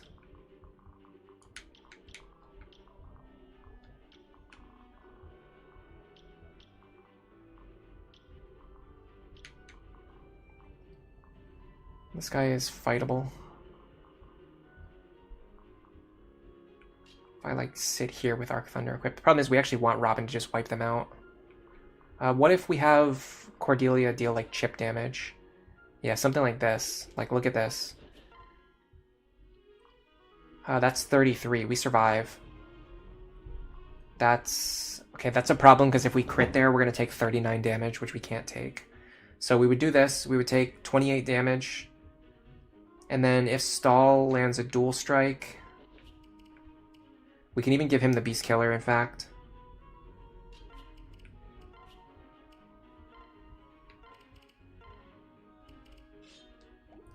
So Stahl will be aiming for Beast Killer dual strikes.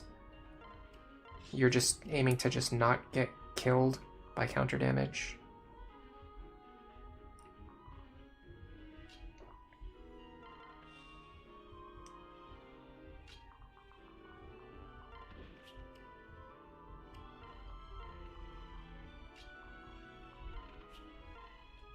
Heal you back up for next turn. And then go over here. Dance for this pair. And heal you back up for next turn.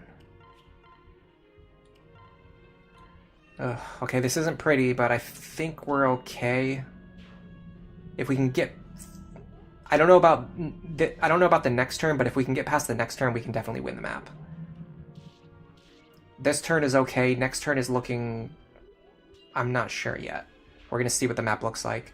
There's still too many flyers left. Okay. Oh, come on, Stahl. Dude. Really?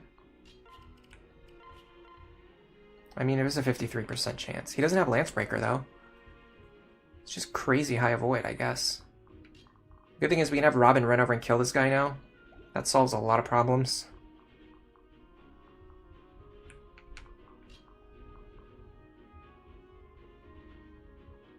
Red Watcher, you're asking me if I'm using Crit Vengeance with Nosferatu or just going for one-shots. I already answered this earlier. I said I'm not going to be using Nosferatu because you want to keep your health low. So that Wrath is always active. If Wrath is active, you can guaranteed triple your damage. So you want Wrath to be active. You don't want your health to go back up. That's the foundation of Vantage, Vengeance, Wrath. Okay, we need to take care of this guy. But I believe we can do it in a specific way. Alright, you guys are going to have to tell me if this... You guys are going to have to tell me what's going on with the stream. Hello, Cold Jolteon. Welcome to the stream. It's been a minute. Yeah, the stream is like crazy lagging. I have a suspicion it's just my browser lagging. Hold on, I'm gonna refresh it again. I think it's just my browser lagging. I don't think the stream is actually lagging this bad.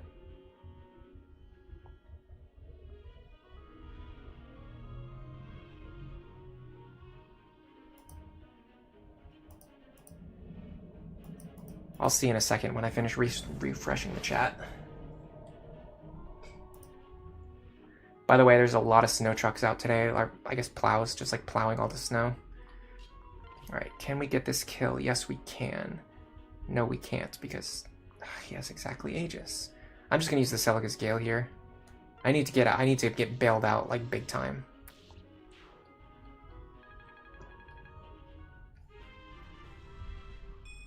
Alright, I'm resetting the chat now.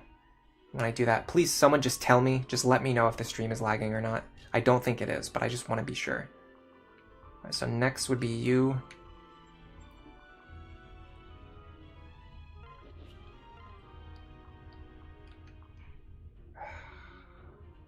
We're gonna need a dual strike here, and we need this one to actually land, please.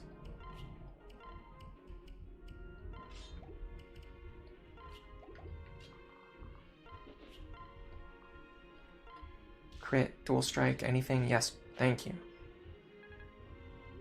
Alright, how dangerous is this guy? 41 attack.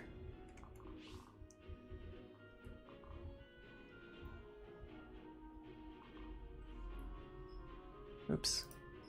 I said I was going to refresh the chat and then I didn't even do it. This is what I was talking about before. I can't stream and play at the same time. I just can't do it. It just doesn't work with my brain. My brain is just not working. We have one rescue staff left, I know. It's you. Okay, so we're going to pull you back. We're going to dance for you.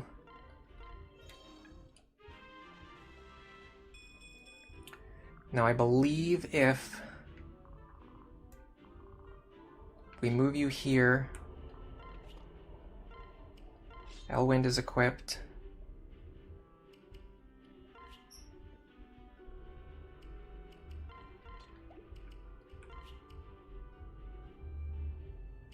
In fact, yeah, Elwind's fine. It's the cheapest home anyway. That's a little scary. Hold on, I'll heal her if I have to. Okay, so 41 damage, minus 16 defense. It says I'm live, it says the connection is excellent, so I don't think the stream itself is lagging. We're gonna take 25 damage. We actually survive on 3 here.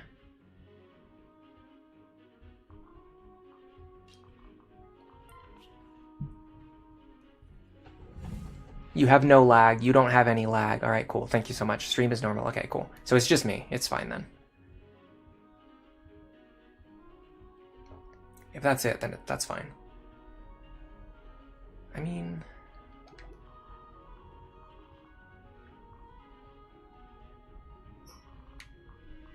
I'm pretty sure we survive on 3, unless my math is bad, but I don't know if I believe in my own math right now. Ooh, that hits hard. Okay, we dodged anyway. Got bailed out there. Okay, how much would we have taken? Yeah, we survived on 3. Okay, so my math is fine. Even being this tired, my math is still fine. It's kind of funny that the Elwind ends up being the cheapest tome to spam anyway, just because it's like also super effective. You would think like, oh, I should save my Elwind charges, because, you know, because it should be valuable because it's a super effective weapon, but no, it's actually not the case. It's actually the cheapest. Alright, now I'm going to do some staff abuse. Get as much experience into Muriel as I can.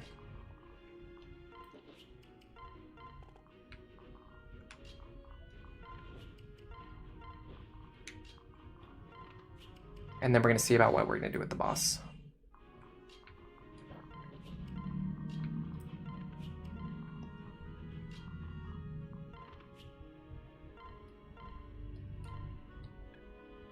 Man, I could very easily see her getting to like level 14.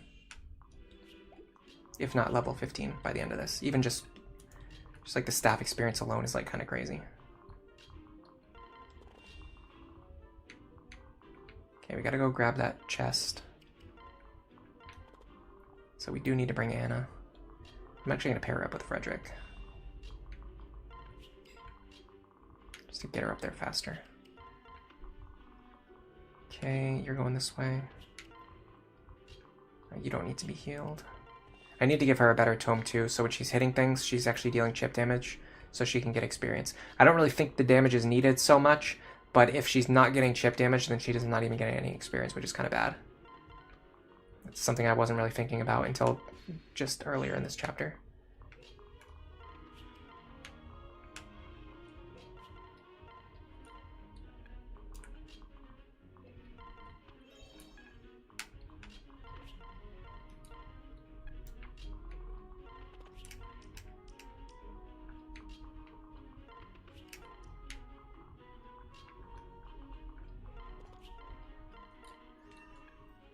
You normally struggle because you like to use many tome users.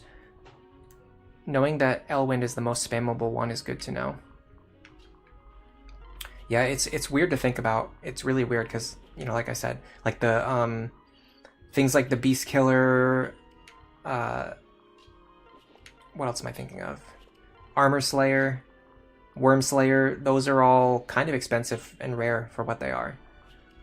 And then you just have like the Elwind tome, which is just like, yes, the first one you get is a little bit limited because you're not going to get another one for a while. But once you get access to the shop that sells them, it's probably one of the best tomes to just like always have equipped. Because it's so cheap and it deals good enough damage. And then against flyers, you even get the super effective damage for like added damage. It's very cool. What's in here anyway? Oh, another second seal. Cool. Where's Muriel?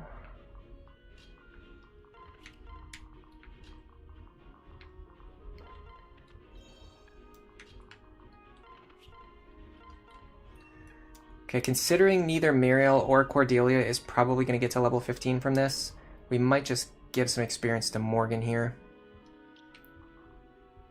Because I don't want Muriel to, like, yeah, like one round the boss. Although I have a suspicion that Morgan will probably deal a crazy damage too.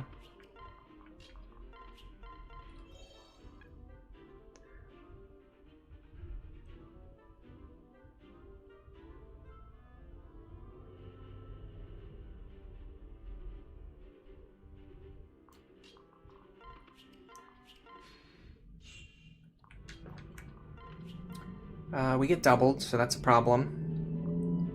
We also deal a lot of damage. Where's a good speed pair up?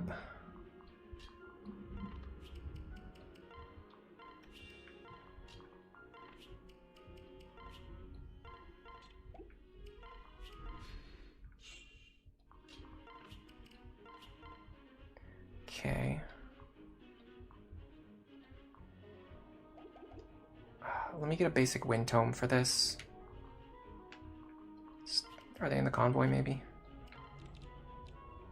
Yeah, give me that. 23 damage, good. We won't kill. This should allow us to fight the boss 4 or 5 times. 1.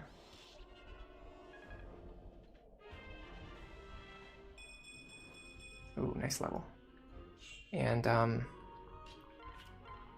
yeah, Muriel can get some staff experience too.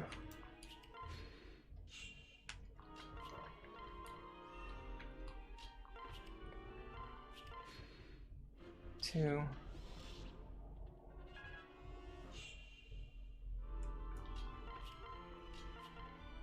Hello, Slushy Mikambi. Welcome to the stream.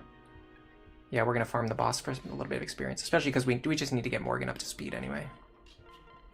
But I'm a real big fan of like getting the experience you can from bosses. You don't have to go like full Shadow Dragon on it. You don't have to spend 50 turns fighting the boss, but like spending 5 turns fighting the boss, I think is absolutely worth it. And especially a lot of times, it's worth like 50 to 60 experience just to spend an extra 1 minute of your time. This should be 4.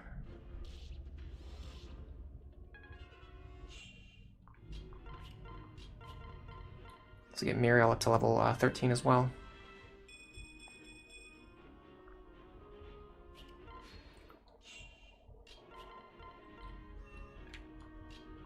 And then this will be 5. Okay, now we could give the kill to someone else, but we would want it to be someone who's within... Yeah. So this is actually a good range for Muriel to get this kill, or Cordelia. Cordelia might be better, because Muriel's going to be getting staff experience still, whereas Cordelia like has to get her experience from combat, and her combat is not that great.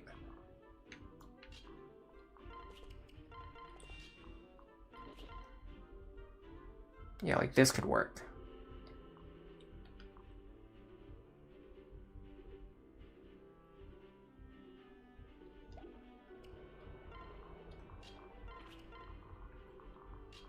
Chrom should boost her accuracy, and Robin as well.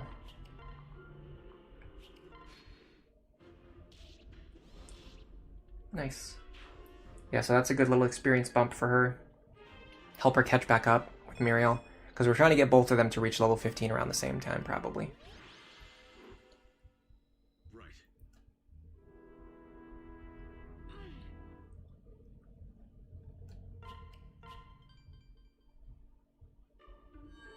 Yeah, I do think Noe is probably better as a Wyvern Lord. I think she's probably fine as a mage though. The thing about the thing about Noe is she's not a great unit no matter what you do anyway.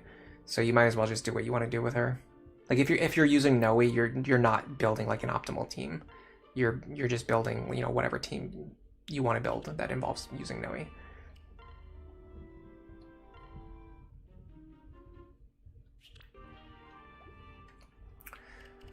Okay.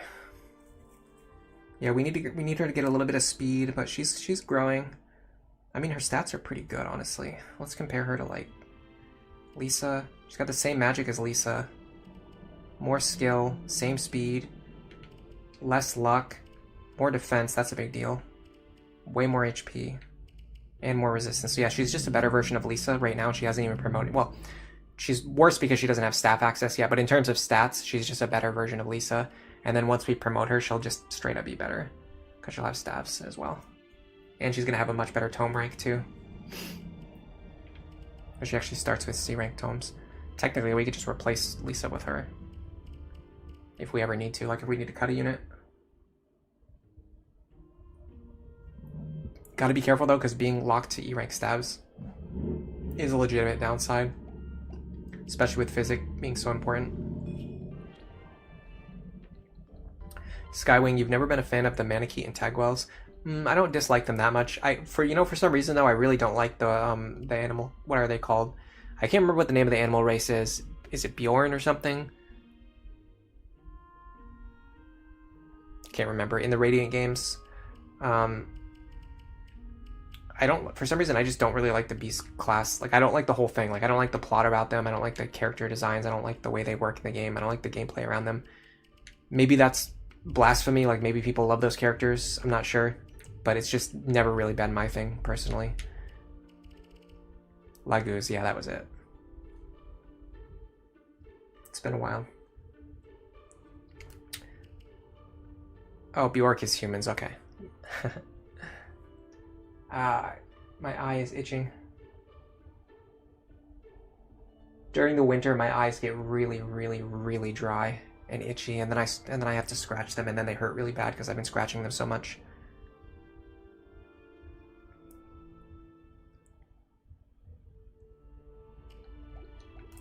So should we be thinking about Fort Steger, or should we be thinking about something else? I have to buy another Flux Tome.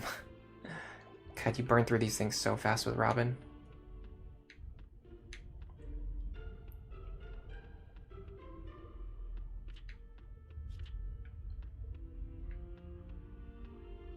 Spend another 540 gold. I'm gonna buy 2 just because I have so much money right now. Save me a little bit of effort later. Especially if one of these shops gets blocked. Alright. Anyone looking to promote? Not really, just Morgan.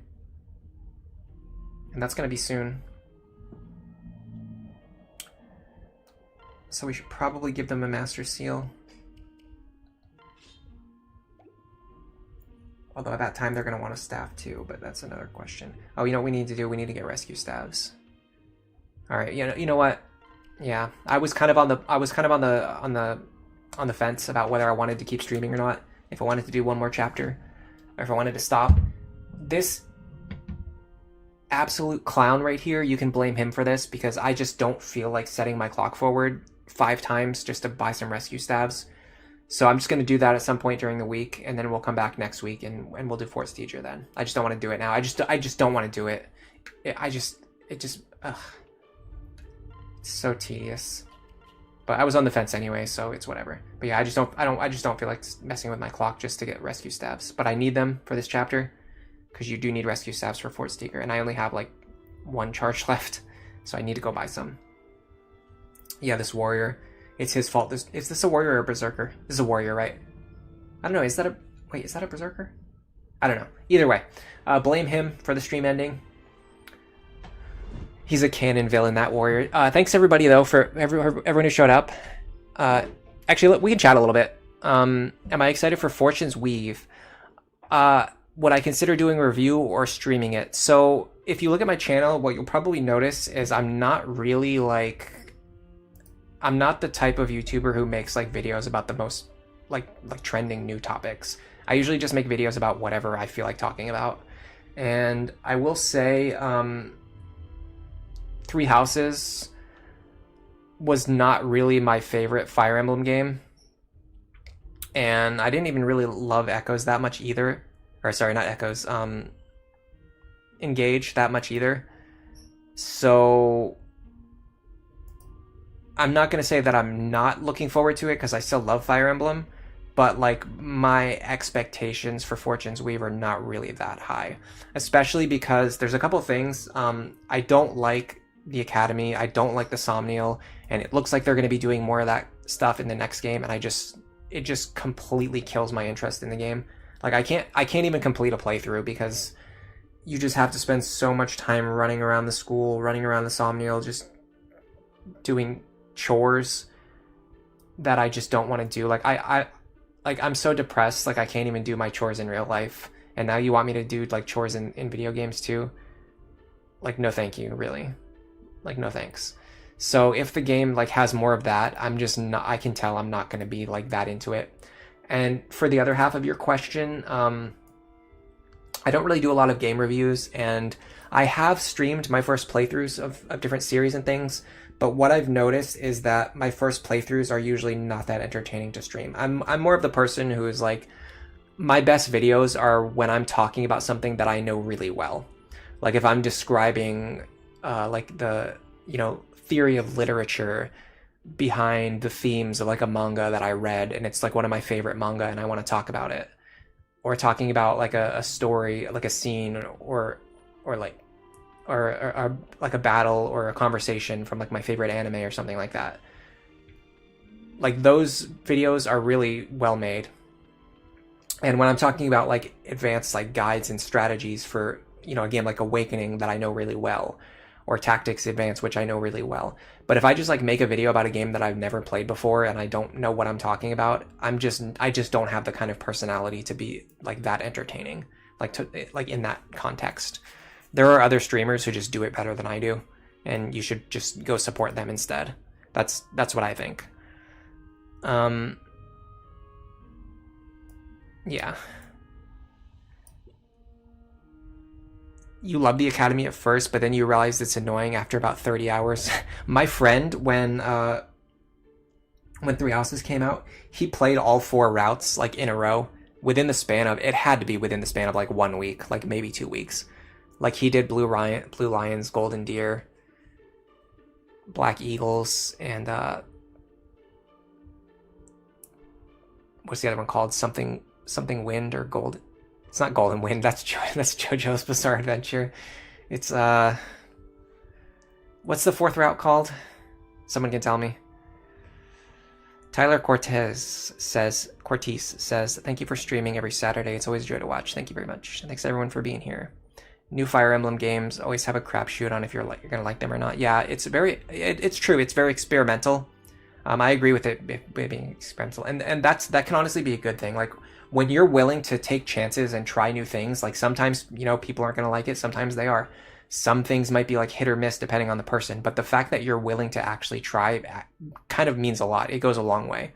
Because there are some franchises where they do the same thing over and over again, and eventually it does get kind of boring. Even games that I've loved, even series that I've loved, once you get to like the 5th or 6th game in the series that's just the same thing, I get excited about it, and then I play it, and I'm like, man, it's just not that exciting for me anymore. Like Elden Ring was not that exciting for me anymore. I've been playing FromSoft games since Demon Souls on PS3, like the original Demon Souls, not the remake. And I was excited for Elden Ring, and by all accounts I should have loved it, but it's like I've just done the same thing so many times now. It's like, okay, well, I'm just playing another FromSoft game. So I don't know. Yeah, that was a JoJo's reference. You got burned out on 3 houses after 2 routes. That sounds about right. You couldn't even finish the first playthrough past the second half. Ugh. Okay. Dealing with the risen spawns is annoying. Earn.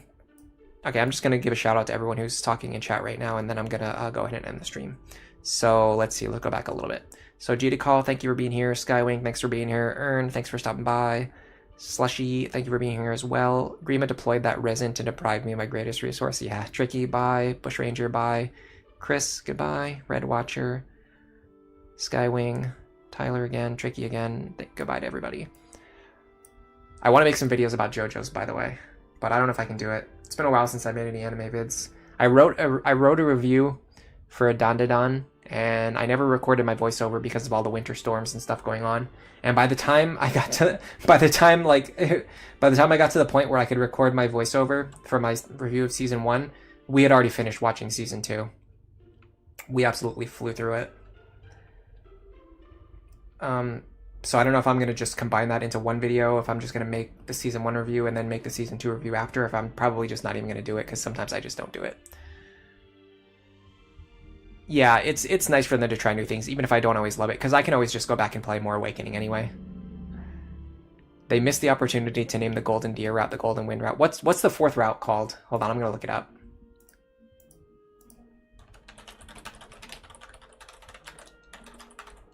I know it's called something. Silver? Is it Silver Wind?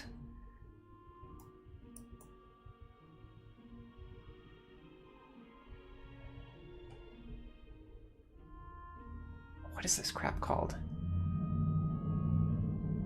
Everyone's just calling it the Church route, but I know it has a name. It's Silver something. They've done Star Wars references.